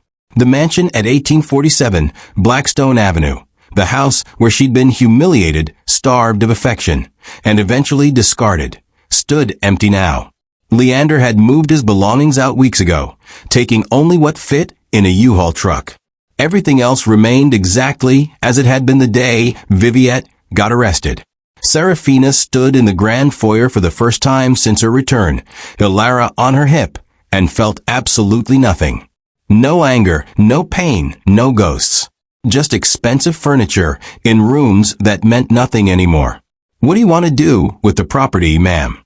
Gregory asked, his tablet ready to record her decision. The house alone is worth $40 million. You could sell it, lease it again, or burn it, Serafina said simply. Gregory's pen stopped mid-note. I'm sorry, legally speaking. Can I demolish this property and build something else? Gregory consulted his tablet. It's zoned residential, no historical protections. Yes, you could tear it down. But $40 million of real estate means nothing if keeping it means preserving their legacy. She walked through the room slowly, Alara babbling happily, unaware of the significance. The dining room where Viviette had called her cooking poison. The sitting room where she'd been mocked for 3 miscarriages. The bedroom where Leander had chosen silence over defending her. I want it gone. All of it. Demolished completely. Marcus joined the conversation via speakerphone from his office. Serafina, I understand the symbolism, but from a business perspective, I don't need a business perspective on this. I need closure. This house represents everything they tried to make me believe about myself, that I was worthless, that I didn't belong, that I should be grateful for crumbs. I'm not grateful. I'm not worthless. And I don't want a single brick standing as a reminder of who I used to be. There was silence on the line. Then Marcus's voice came back different, softer. Then burn it. Metaphorically speaking. I'll arrange for demolition crews. What do you want built in its place? Serafina had thought about this for weeks. A community center. Free childcare for single mothers, job training programs, counseling services. Everything I needed and couldn't find when I was at my lowest. Build it and endow it with enough money to run forever. Call it the Marcus Halvorsen Center, after my father. The demolition happened 3 weeks later. Serafina insisted on being there, standing across the street with Alara in a stroller, watching the wrecking balls reduce the mansion to rubble. Each wall that fell felt like shedding skin she'd outgrown. Patricia stood beside her, recording the whole thing for a documentary she was producing. This is powerful footage. The woman who was thrown out of this house is now the woman destroying it. Serafina smiled without taking her eyes off the demolition. I'm not destroying it. I'm transforming it. There's a difference. By sunset, nothing remained but foundation and broken concrete. The Quinton mansion, symbol of old money, cruelty, and unchecked privilege, was gone like it had never existed. Serafina took one last look at the empty lot, kissed Alara's forehead, and walked away. She never looked back. The next piece of her elegant exit involved distance. As much as she'd won, as completely as she'd dismantled the Quintons, Serafina realized she didn't want to build her new life in their shadow. This city held too many painful memories, too many people who knew her story, too many whispers everywhere she went. She needed a fresh start somewhere that didn't define her by what she'd survived. I'm moving, she told her team during a meeting. Where? Rebecca asked. Somewhere quieter, smaller, where Alara can grow up without being the girl from that scandal. I'm thinking of Charleston. Good schools, slower pace, far enough from here that we can breathe. Gregory nodded thoughtfully. We can transfer all your holdings, set up remote management. You don't need to be physically present to run your assets. When were you thinking? Next month. I want to be settled before Alara's first birthday. The month passed in a blur of packing, planning, and final business. Serafina held one last press conference, her only public statement since the wedding. She stood in front of cameras, wearing a navy suit, Alara in her arms, and addressed questions she'd refused to answer for months. A reporter asked the obvious question, Ms. Halvorsen, you've destroyed one of the most powerful families in the city. Do you have any regrets? Serafina looked directly at the camera. My only regret is not discovering my own power sooner. I spent years believing what cruel people said about me. I let them define my worth. That was my mistake, but I fixed it. And my message to anyone watching who's ever been told they're not good enough, you're wrong about yourself. Your abusers are wrong about you. Your circumstances are temporary, but your strength is permanent. Find it, use it, and never let anyone make you small again. Another reporter jumped in. What about Leander Quinton? Will you allow him back into your daughter's life? That's not my decision to make alone. When Alara is old enough to understand what happened, she'll decide if she wants a relationship with her father. I won't poison her against him, but I won't lie to protect him either. Children deserve truth, even when it's ugly. And Viviette Quinton? Any message for her? Serafina's expression hardened slightly. She's in prison where she belongs. That's all the message required. The final question came from a younger female reporter. You've become a symbol for women who've been underestimated and discarded. We want your legacy to be. Serafina adjusted Alara. On her hip, thought carefully. I want women to know that being kind doesn't mean being weak. That surviving abuse doesn't make you broken. That you can endure hell and come out stronger instead of bitter. And most importantly, that the people who try to destroy you don't get to write your ending. You do. The press conference ended. The video went viral within hours, shared by millions of women who saw themselves in her story. Serafina's words became quotes on social media, printed on t-shirts, repeated in think pieces about power, resilience, and justice. She became more than just the woman who destroyed the Quintons. She became a movement. But Serafina wasn't interested in being a symbol. She was interested in being free. On the day she left the city, a convoy of moving trucks took her belongings to Charleston, while she and Alara flew first class. The little girl was 9 months old now, sitting up on her own, laughing at everything, completely unaware that her mother had just won a war. As the plane lifted off, Serafina looked out the window at the city shrinking below. Somewhere down there, Viviette sat in a prison cell. Leander lived in a modest apartment, working a regular job for the first time in his life. Callista had moved to Los Angeles to try her hand at influencer culture. And the Quinta name, once synonymous with power and prestige, was now synonymous with scandal and downfall. Charleston welcomed Serafina with southern charm and blessed anonymity. She bought a house near the water, not a mansion, just a comfortable home with a yard where Alara could play. No staff, no gates, no pretense. Just a mother and daughter building a life based on peace instead of performance. Her neighbors had no idea who she was. The woman next door, Susan, brought over a casserole the day she moved in. Welcome to the neighborhood. I hope you and your daughter love it here. Serafina accepted the casserole with genuine gratitude. Thank you. I think we will. Susan looked at the moving boxes, at Alara babbling in her playpen. Are you running from something or running toward something? The question was perceptive. Serafina smiled. Both, but mostly toward. Good answer, Susan said.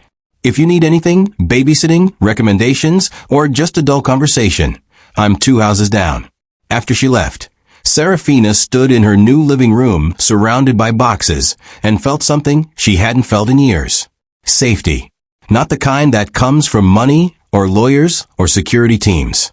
The kind that comes from knowing you've survived the worst and came out whole. Alara's first birthday party was small, just a few neighbors, some children from the local park, and a cake from the bakery down the street. No photographers, no press, no performance. Just a little girl smashing cake into her face, while adults laughed and took pictures on their phones.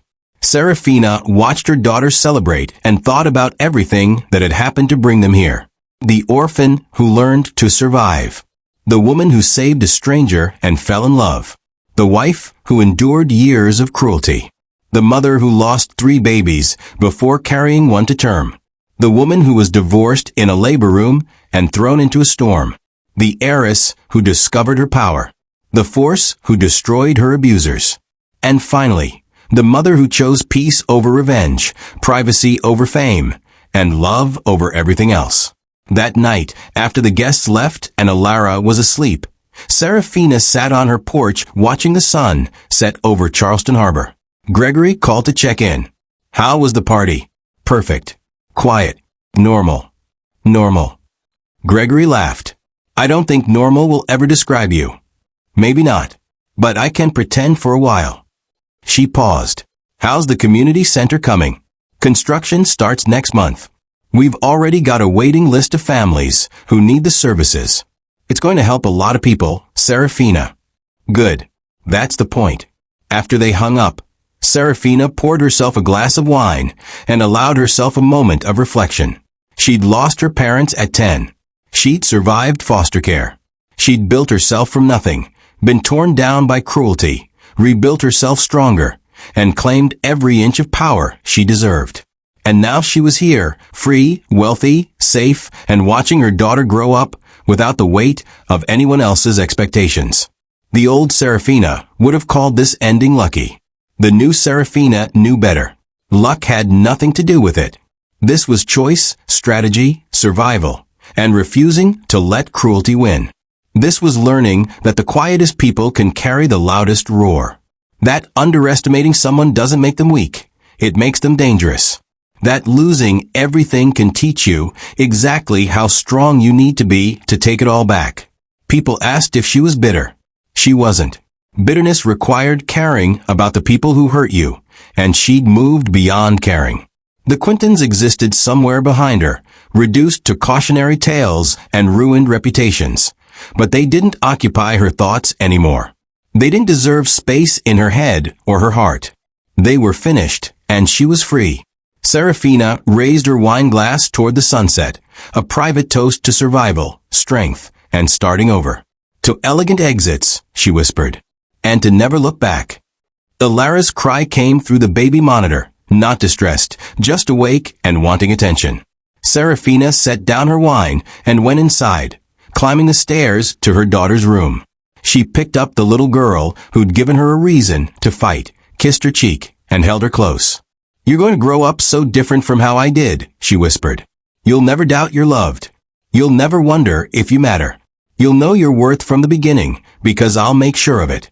And if anyone ever tries to make you feel small, I'll teach you exactly how to make yourself untouchable. Alara grabbed her mother's face with tiny hands and giggled. Serafina laughed, a real laugh, full of joy instead of strategy. This was the victory that mattered, not the demolished mansion or the imprisoned mother-in-law or the ruined reputation. This moment in a modest house in Charleston, holding her daughter and feeling genuinely happy. The Quintons took everything from her once, and she took it all back with interest. But more importantly, she built something new, something clean, something honest, something that would last long after the scandal faded from headlines. She built a life worth living, and that was the most elegant exit of all.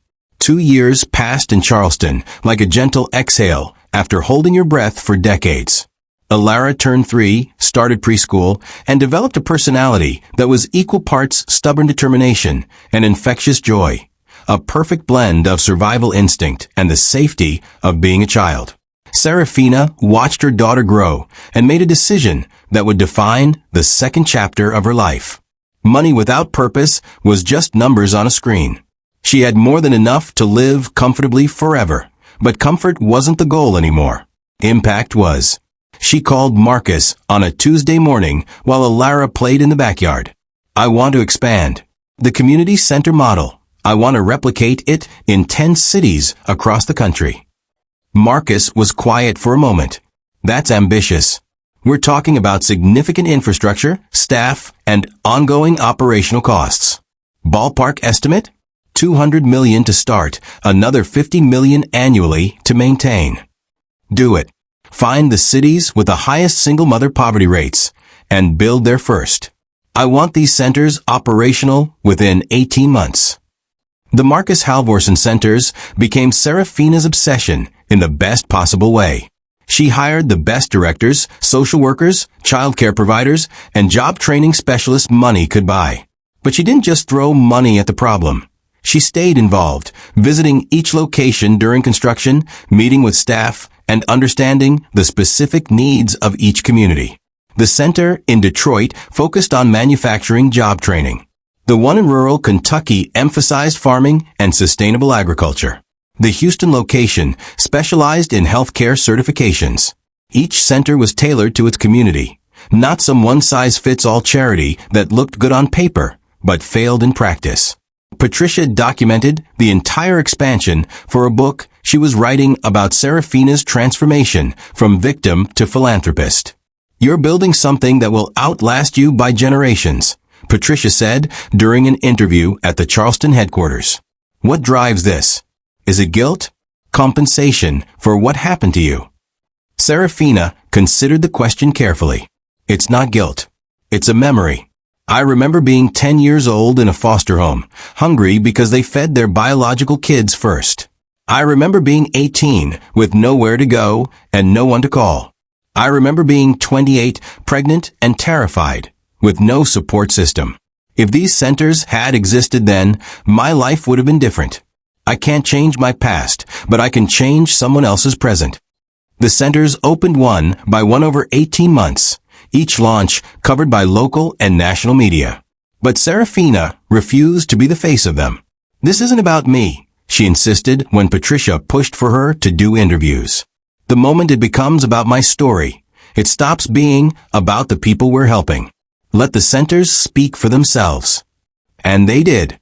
Within the first year, the 10 centers served over 15,000 women and children. Single mothers got job training that led to actual employment. Kids received free childcare in safe environments. Families accessed counseling, legal aid, and financial literacy programs. The results were measurable and undeniable. Poverty rates dropped in surrounding neighborhoods. Employment rose. Children's educational outcomes improved. Serafina read the quarterly reports like other people read novels, absorbing every statistic, every success story, every life changed. But success brought attention she didn't want. Awards committees nominated her for humanitarian recognition. Universities offered honorary degrees. Magazines wanted her on their covers. She declined everything. Why? Gregory asked during one of their monthly financial reviews. You've earned recognition. You're doing genuine good in the world. Why hide from it? Because the moment I become a celebrity philanthropist, people stop seeing the work and start seeing me. I don't want to be inspiring. I don't want to be a role model. I just want to help people who need help and then go home to my daughter. Gregory smiled. You know that's exactly what makes you inspiring, right? The fact that you don't want credit. Serafina shrugged. Then let them be inspired quietly while I keep working. Alara started asking questions around age 4. Smart questions that made Serafina realize she couldn't hide forever. Mommy, why don't I have a daddy who lives with us? They were having breakfast, Alara's legs swinging from her chair, syrup on her face. Serafina had prepared for this conversation, but it still felt like stepping into cold water. You have a daddy. He just doesn't live here. He made some choices a long time ago that hurt people, and now he lives far away. Did he hurt you? The question was direct, innocent, devastating. Yes, sweetie. He did. Why? How do you explain betrayal to a 4-year-old? How do you teach your daughter about human weakness without making her afraid of the world? Sometimes people make bad choices because they're scared or weak. Your daddy loved his mother more than he loved being brave. And when he had to choose between protecting me or making his mother happy, he chose wrong. Alara thought about this while chewing her pancakes. Is he sorry? I think he is. But sorry doesn't fix everything. Some things stay broken even after you apologize. Do I have to see him? The fear in her daughter's voice broke something in Serafina's chest. Not if you don't want to. But someday, when you're older, you might want to meet him. And I'll never stop you from making that choice yourself. He's your father, and that relationship belongs to you, not me. Alara nodded, satisfied with this answer in the way children can be satisfied with partial truths. Okay, can I have more pancakes? Just like that, the conversation was over, but Serafina knew it was just the first of many. As Alara grew, the questions would get harder, more specific, more painful. She'd want to know details about the divorce, the betrayal, why her grandmother was in prison. And Serafina would tell her the truth, age-appropriate truth, but truth nonetheless. Because lies to protect children often became landmines that exploded when they got older. The 5th anniversary of the labor room divorce arrived on a cold February day. Serafina hadn't planned to acknowledge it, but Rebecca called with unexpected news. Leander's asking for expanded visitation. He's completed the court-ordered therapy, maintained steady employment, and his lawyer says he's ready to be a proper father to Alara. Serafina's first instinct was to say no, to protect her daughter from potential disappointment. But she'd promised herself she wouldn't let her pain dictate Alara's choices. What does the therapist recommend? Supervised visits initially, gradually increasing if they go well. The therapist noted that Alara is now old enough to form real memories, and that having an absent father can create abandonment issues even if you're doing everything right. Serafina rubbed her temples, feeling the weight of decisions that affected someone else's entire psychological development. Set up a meeting. I want to see him first, alone, before I let him near Alara. If he's serious about this, he can prove it to me first. They met at a neutral location. A cafe halfway between Charleston and where Leander now lived in Raleigh. He'd aged well considering everything. Or maybe he'd just aged honestly. Less polished, more real, wearing jeans and a simple shirt instead of designer everything. He stood when she arrived, awkward and uncertain. Serafina, thank you for agreeing to this. She sat without shaking his hand. I'm not here for you. I'm here because my daughter deserves the option of knowing her father.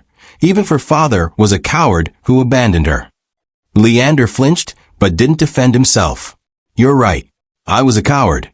I am a coward. I'm trying to be better. Trying isn't good enough when there's a child involved. Either you're committed to being her father, or you stay away completely. She can't handle inconsistency. She can't handle promises you don't keep. She's 4 years old, and she deserves better than half-hearted fatherhood. I know. He looked at his coffee cup like it held answers. I've been in therapy for 3 years. Working through everything. My mother's control, my weakness, my failures. The therapist helped me understand that I spent my whole life being what other people expected instead of developing my own spine. I'm not making excuses. I'm explaining what I'm trying to fix. Serafina studied him, looking for sincerity or manipulation. All she saw was tired honesty. What do you want from this, Leander? Really, I want to know my daughter. I want her to have a father who shows up, who keeps promises, who teaches her that not all men are like I was. I want to earn back what I threw away, even though I know I might never deserve it. He finally met her eyes. And I want to apologize properly. Not the weak apology I gave you years ago. A real one. I don't need your apology, Serafina said. I stopped needing anything from you the day I discovered my inheritance and realized I was always stronger than you gave me credit for. I know, but I need to say it anyway. I'm sorry, Serafina. I'm sorry I didn't defend you for my mother. I'm sorry I let her torture you for years. I'm sorry I handed you divorce papers in a hospital bed. I'm sorry I threw you into a storm with our newborn baby. I'm sorry I chose comfort over courage and my mother over my family. And I'm sorry I wasted 3 years with an incredible woman because I was too weak to see what I had until it was gone. The apology landed differently than his previous attempts. Maybe because time had passed. Maybe because she'd healed enough that his words couldn't hurt her anymore. Maybe because she heard genuine remorse instead of self-pity. Okay, she said finally. Here's how this works. You'll have supervised visits with Alara once a month for 6 months. If those go well, if you show up on time every time, if you follow through on every promise, if my daughter comes home happy instead of confused, we'll gradually increase it. But the first time you disappoint her, the first time you cancel, the first time you choose something else over showing up, you're done. I won't give you a second chance to break her heart. Leander nodded, and something like hope flickered across his face. I won't let you down. I won't let her down. We'll see, Serafina said, standing. The first visit is scheduled for next Saturday. 1 hour, supervised by a social worker. Don't bring gifts trying to buy her affection. Just show up and be honest. That's all I'm asking. The visits began cautiously. Alara was shy at first, clinging to Serafina's leg when Leander arrived for that first supervised hour. But he was patient, gentle, letting her warm up on her own timeline. He didn't push, didn't force connection, just sat on the floor and played with whatever toys she brought him. By the third visit, Alara was laughing. By the sixth, she was asking when Daddy was coming again. Serafina watched this relationship develop with complicated emotions. Relief that Alara was getting a father, fear that he'd eventually disappoint her, and something uncomfortably close to forgiveness. Not forgiveness for what he'd done, but acceptance that people could change, could grow, could become better versions of themselves if they worked hard enough. After a year of consistent visits, Leander asked for overnight stays. Serafina agreed with conditions. He had to child-proof his apartment, take a parenting class, and provide references from his therapist. He did all of it without complaint. The first time Alara spent the weekend with her father, Serafina paced her house like a caged animal, checking her phone every 30 minutes for updates. But Alara came home happy, chattering about pancakes for breakfast and a park with swings, and how Daddy read her 3 bedtime stories. Did you have fun? Serafina asked carefully. So much fun. Can I go again? Alara's excitement was genuine, uncomplicated by the history her mother carried. And watching her daughter's joy, Serafina realized something profound. Healing wasn't just about her anymore. It was about giving Alara the childhood she'd never had. The one with 2 parents who, despite their failures with each other, both loved her unconditionally. The Marcus Halvorsen centers continued expanding, 15 locations, then 20, then 30. Each one employed local staff, served local families, and became integrated into their communities as permanent resources. Serafina's wealth, built on her father's foresight and her own careful management, funded operations that would continue long after she was gone. She'd set up trusts, established boards, created infrastructure that didn't depend on her personal involvement. The work would outlive her, and that was exactly the point. One afternoon, Sitting in her Charleston office, reviewing applications for the next center location, Gregory called with unusual news. There's someone here to see you. She didn't have an appointment, but she says it's important. Her name is Susan Brennan. Seraphina's pen stopped. Susan Brennan. The name was familiar, but she couldn't place it immediately. Does she say what it's regarding? She says she's Callista's mother. The past, which Seraphina thought she'd left behind completely, suddenly walked back into her present. Susan Brennan sat in Seraphina's Charleston office, looking nothing like her daughter. Where Callista had been all polished beauty and entitled confidence, her mother carried herself with worn dignity, the kind that comes from hard years honestly lived. She was maybe 60, with gray hair pulled back simply and clothes that were clean, but clearly not expensive. Seraphina studied her carefully, looking for the trap, the angle, the reason Callista's mother would show up unannounced 5 years after the wedding disaster. Mrs. Brennan, I'll admit I'm surprised to see you. What can I do for you? Susan clutched her purse in her lap, nervous but determined. I came to apologize. Not for my daughter. She's an adult and her mistakes are her own. But for my part in what happened to you. Seraphina leaned back in her chair, genuinely curious. Your part? I don't recall you being involved at all. That's exactly it, Susan said, her voice thick with regret. I wasn't involved because I didn't know. Callista told me she was dating a divorced man, that it was all very civilized, that everyone had moved on. She made it sound like a normal situation. I didn't find out the truth until after the wedding, until I saw the videos, read the news stories, learned what really happened to you in that hospital. Her hands twisted the purse strap. When I confronted her, she said you were exaggerating, that you'd trapped Leander and got what you deserved. But I knew. A mother knows when her child is lying. So I did what I should have done from the beginning. I investigated. She pulled a folder from her purse, hands shaking slightly. I found witnesses from the hospital that night. Nurses who saw them serve you divorce papers right after you gave birth. Security footage of them throwing you out in a snowstorm. I collected everything, and I went to Callista with proof that she'd been part of something monstrous. What did she say? Seraphina asked, genuinely interested now. She said you were weak, and that weak people deserve what happens to them.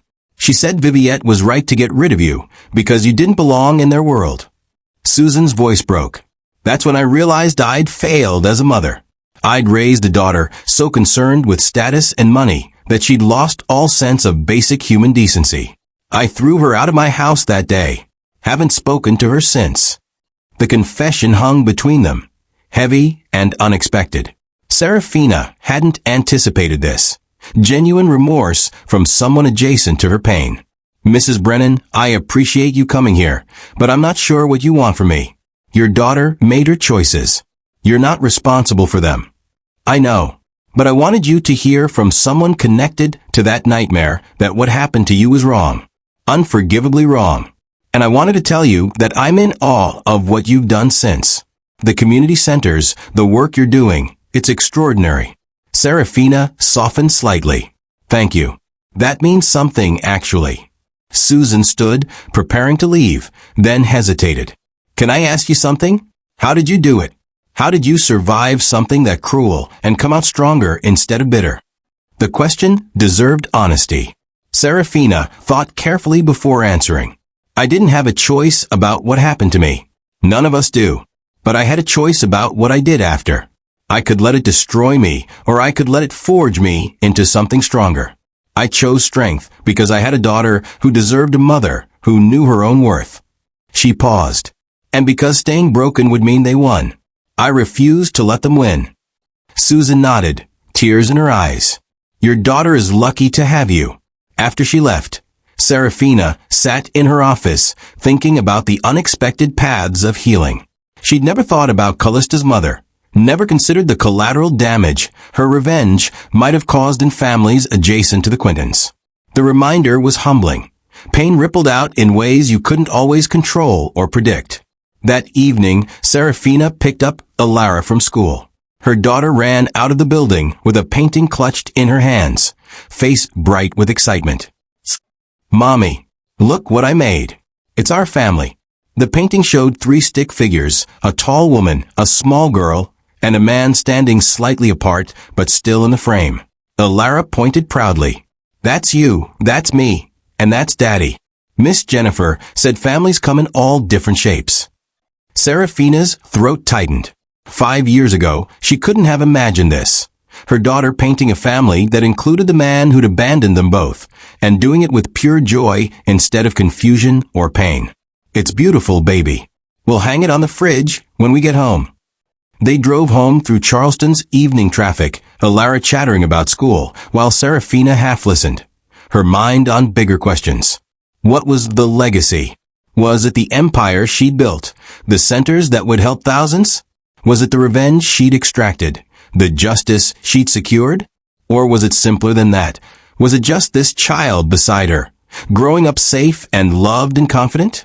That night, after Alara was asleep, Serafina sat at her desk and wrote something she'd been avoiding for years. A letter to her younger self, the 10-year-old orphan, the foster kid who never belonged, the woman who'd been called worthless. She didn't plan to send it anywhere and didn't need anyone to read it.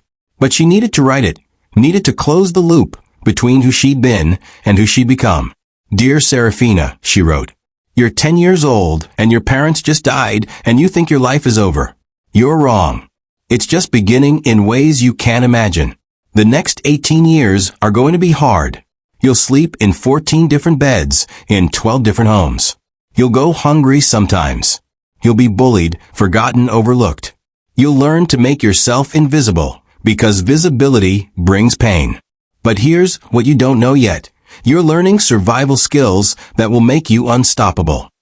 At 28, you'll save a man's life and fall in love. You'll marry into a family that treats you like garbage. You'll endure cruelty you don't deserve. You'll lose 3 babies and be called barren. You'll be divorced in a hospital room after giving birth and thrown into a snowstorm with your newborn. And you'll think that's rock bottom.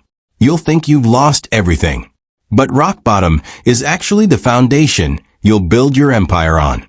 You'll discover you're a billionaire. You'll take back everything that was stolen from you. You'll send your abuser to prison. You'll destroy the people who tried to destroy you. And then, this is the important part, you'll move on.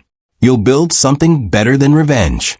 You'll create centers that help women like you, women who need support and second chances. You'll raise a daughter who knows her worth from the beginning. You'll learn to forgive, not because they deserve it, but because you deserve peace. I wish I could tell you it doesn't hurt. It does. Some nights, you'll still wake up crying from nightmares about that hospital room. Some days you'll see a mother with 3 children and grieve for the babies you lost. Some moments you'll wonder if you're enough, if you've done enough, if you matter. But here's the truth the 10-year-old needs to hear. You matter. You always mattered. Your worth was never determined by the people who couldn't see it. And the life you're going to build, the empire of compassion, the daughter who paints you into her family pictures, the centers that will help thousands, it's all worth the pain you'll endure to get here. So hold on, survive, and know that the woman you become is someone the 10-year-old you would be proud of. Love yourself at 35. She folded the letter, put it in an envelope, and sealed it. Then she did something unexpected. She drove to the Marcus Halvorson Center in Charleston and asked the director for permission to put it in the library they'd built there. "I want women who are at their lowest to find this someday. I want them to know that survival is possible, that strength is real, that rock bottom can become a foundation." The director placed it in a frame on the library wall with a small plaque, "A letter to my younger self by Anonymous." Within weeks, women were photographing it, sharing it online, crying over it. Serafina never told anyone she'd written it. Some gifts were better given anonymously. 6 months later, on a crisp autumn afternoon, Serafina received notice that Viviette had died in prison. Heart attack, sudden and final. She was 68 years old and had served 6 years of her 18-year sentence. The notification came from the prison with a question. Would the family like to claim the body and arrange burial? Serafina stared at the letter for a long time. Technically, as Leander's ex-wife and Alara's mother, she was still legally connected to the Quinton family. She could refuse, let the state handle it, let Viviette be buried in a pauper's grave with no marker. Part of her wanted exactly that, one final humiliation for the woman who'd caused so much pain. But another part, the part that had spent 5 years building instead of destroying, knew that revenge had an endpoint. That carrying hate forever was just another kind of prison. She called Leander. Your mother died. Silence on the other end. Then a shaky breath. When? Yesterday. Heart attack. The prison is asking who wants to handle burial. I'm calling because Alara should never learn that I prevented her grandmother from being buried with dignity, even if that grandmother was a monster. Leander was quiet. For so long she thought he'd hung up. Finally, thank you. For calling me. For being the bigger person even when my mother never was. They made arrangements together. Not elaborate, not expensive, just a simple burial with a plain headstone. No service, no announcements, no performance. Just closure. The day of the burial, only 3 people attended. Leander, Serafina, and Gregory, who came because someone should witness the end of the Quinton era. They stood at the graveside in silence. Leander cried quietly. Serafina felt nothing. No satisfaction, no grief, just the neutral acknowledgement that a chapter was finally completely closed. She loved you, Serafina said to Leander eventually. She loved you in a twisted, controlling, toxic way. But it was love. That doesn't excuse what she did, but it explains it. She destroyed everything she touched, Leander said. Including me. She destroyed who you were. You had to build who you became. We all did. After the burial, Leander asked if they could talk. They sat on a bench near the cemetery entrance, autumn leaves falling around them like the past letting go. Alara asked me last week if I was proud of her, he said. And I realized she was really asking if I loved her unconditionally, if I'd stay even when things got hard. I told her I was learning how to be proud of myself first, so I could teach her to always be proud of herself always. Serafina saw the growth in him. Slow, painful, but real. That's good, Leander. That's what she needs. I know I'll never make up for what I did to you. I know sorry will never be enough. But I want you to know that becoming a proper father to Alara, showing up, keeping promises, being consistent, it's the first thing in my life I'm actually proud of. And I couldn't do it without you letting me try. I didn't let you for me, Serafina said honestly. I left you for her. She deserves a father who shows up. You just happened to become one. They sat in comfortable silence for a while, 2 people who'd once promised forever and now could barely manage cordiality. But it was enough. More than enough. Because they'd created Alara, and Alara was thriving, and that mattered more than their history. Before they parted ways, Leander asked one more question. Are you happy? Really happy? Serafina thought about her life now. The centers that helped thousands, the daughter who painted families with joy, the peace she'd found in Charleston, the freedom from needing anyone's validation. Yes, she said simply. I really am. Good, Leander said. That's all I wanted to know. That you got the happy ending they tried to steal from you. 7 years after the labor room betrayal, Serafina stood on the stage of the 30th Marcus Halvorsen Center opening in Portland. Alara, now 9 years old, sat in the front row next to her father. The crowd was mostly women, single mothers, women fleeing abuse, women rebuilding from rock bottom. Serafina looked at them and saw herself in every face. I'm not going to tell you my story, she began, because you've probably already heard it or read it somewhere. Instead, I'm going to tell you yours. You're standing at the beginning of something new. Maybe you just left someone who hurt you. Maybe you just lost everything. Maybe you're convinced you're not strong enough to survive this. You're wrong. You're stronger than you know. You're more capable than anyone has given you credit for. And these centers, are here to prove it to you. When I was at my lowest, I had no family, no money, no support. I had to build everything from nothing. Most of you won't have to start from nothing, because we're giving you the tools I wish I'd had. Job training so you can support yourself. Childcare so your kids are safe while you work. Counseling so you can heal from whatever trauma brought you here. legal aid so you can fight back against people who think they're untouchable. We're giving you the foundation I had to create alone. What you build on that foundation is up to you." She paused, making eye contact with women in the crowd. "You might not believe me today. You might think this is just another charity that will disappoint you. But come back tomorrow, and the day after, and the day after that. We'll still be here. We'll always be here. Because I know what it's like to be thrown away. And I'm spending the rest of my life making sure no woman has to feel that way again." The applause was thunderous.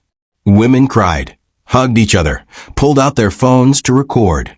After the ceremony, a young woman approached Serafina, maybe 22, holding a toddler, eyes red from crying. "I'm Sarah. I left my husband 3 weeks ago. He was bad. Really bad. I've been living in my car because I have no money and my family won't help. I saw the flyer for this center and thought it was too good to be true. Is it? Is this really free? Is there really help?" Serafina knelt down to the toddler's level, smiled at the little girl who reminded her of Alara at that age. Then she stood and looked Sarah in the eyes. "It's real. Come inside. We'll get you housing assistance today, childcare enrollment tomorrow, and job training by the end of the week. You're not living in your car anymore. That part of your story is over." Sarah broke down sobbing. Serafina held her while she cried. This stranger who carried the same wounds she'd once carried. And in that moment, holding a woman who needed someone to believe in her, Serafina understood what legacy actually meant. It wasn't the money or the buildings or even the revenge she'd extracted. Legacy was this: being the person you needed when you were at your worst. Being the help you wished had existed. Being the proof that survival is possible and strength is real. That night, Serafina returned home to Charleston, exhausted but content. Alara was already asleep after her long day at the opening. Serafina checked on her daughter, kissed her forehead gently, whispered the same words she'd whispered every night since that hospital room. "I fought for you. I'll always fight for you. And you'll grow up knowing you're worth fighting for." She walked to her home office and looked at the wall where she'd hung photographs from every center opening, every life changed, every woman who'd come through the doors seeking help and left with hope. 30 centers now. Soon to be 40. Eventually 100. Her father's money, invested in futures instead of frivolous things. His legacy merged with hers, creating something that would outlast them both. On her desk sat the letter from the prison, the one that had informed her of Viviette's death.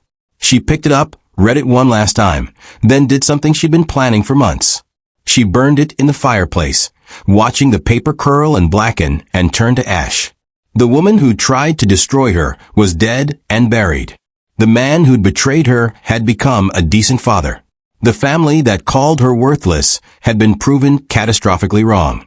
And she, the orphan, the foster kid, the woman thrown away, had built an empire of compassion that would help thousands of women long after everyone forgot the scandal that started it all. Serafina poured herself a glass of wine, walked out to her porch, and looked up at the Charleston stars. Somewhere out there, other women were surviving their own nightmares, fighting their own battles, discovering their own strength. And tomorrow, the Marcus Halvorson Centers would open their doors again, ready to help whoever walked through them. "This is how we win," Serafina whispered to the night sky. "Not by destroying our enemies, though sometimes that's necessary. We win by building something better than what tried to break us. We win by helping others survive what we survived. We win by refusing to let cruelty have the last word." She raised her glass toward the stars, toward her father, who'd left her everything, toward her younger self, who'd survived the impossible, toward every woman who'd ever been told she wasn't enough. To legacy, to survive, to know your worth even when no one else can see it, and to build empires out of the ashes of other people's cruelty. The wine was excellent, the night was peaceful, and inside her home, her daughter slept safely, unaware that she was the greatest victory of all, the living proof that love could survive even the cruelest betrayal. Serafina finished her wine and went inside, closing the door on the last one final time. Tomorrow would bring new challenges, new women to help, new lives to change. But tonight, she rested in the knowledge that she'd done exactly what she set out to do 5 years ago in that hospital room when the world tried to destroy her. She survived. She thrived. She won. And the victory was so much sweeter than revenge could ever be. Thanks for watching. Drop a comment and tell us the part of the story you enjoyed most.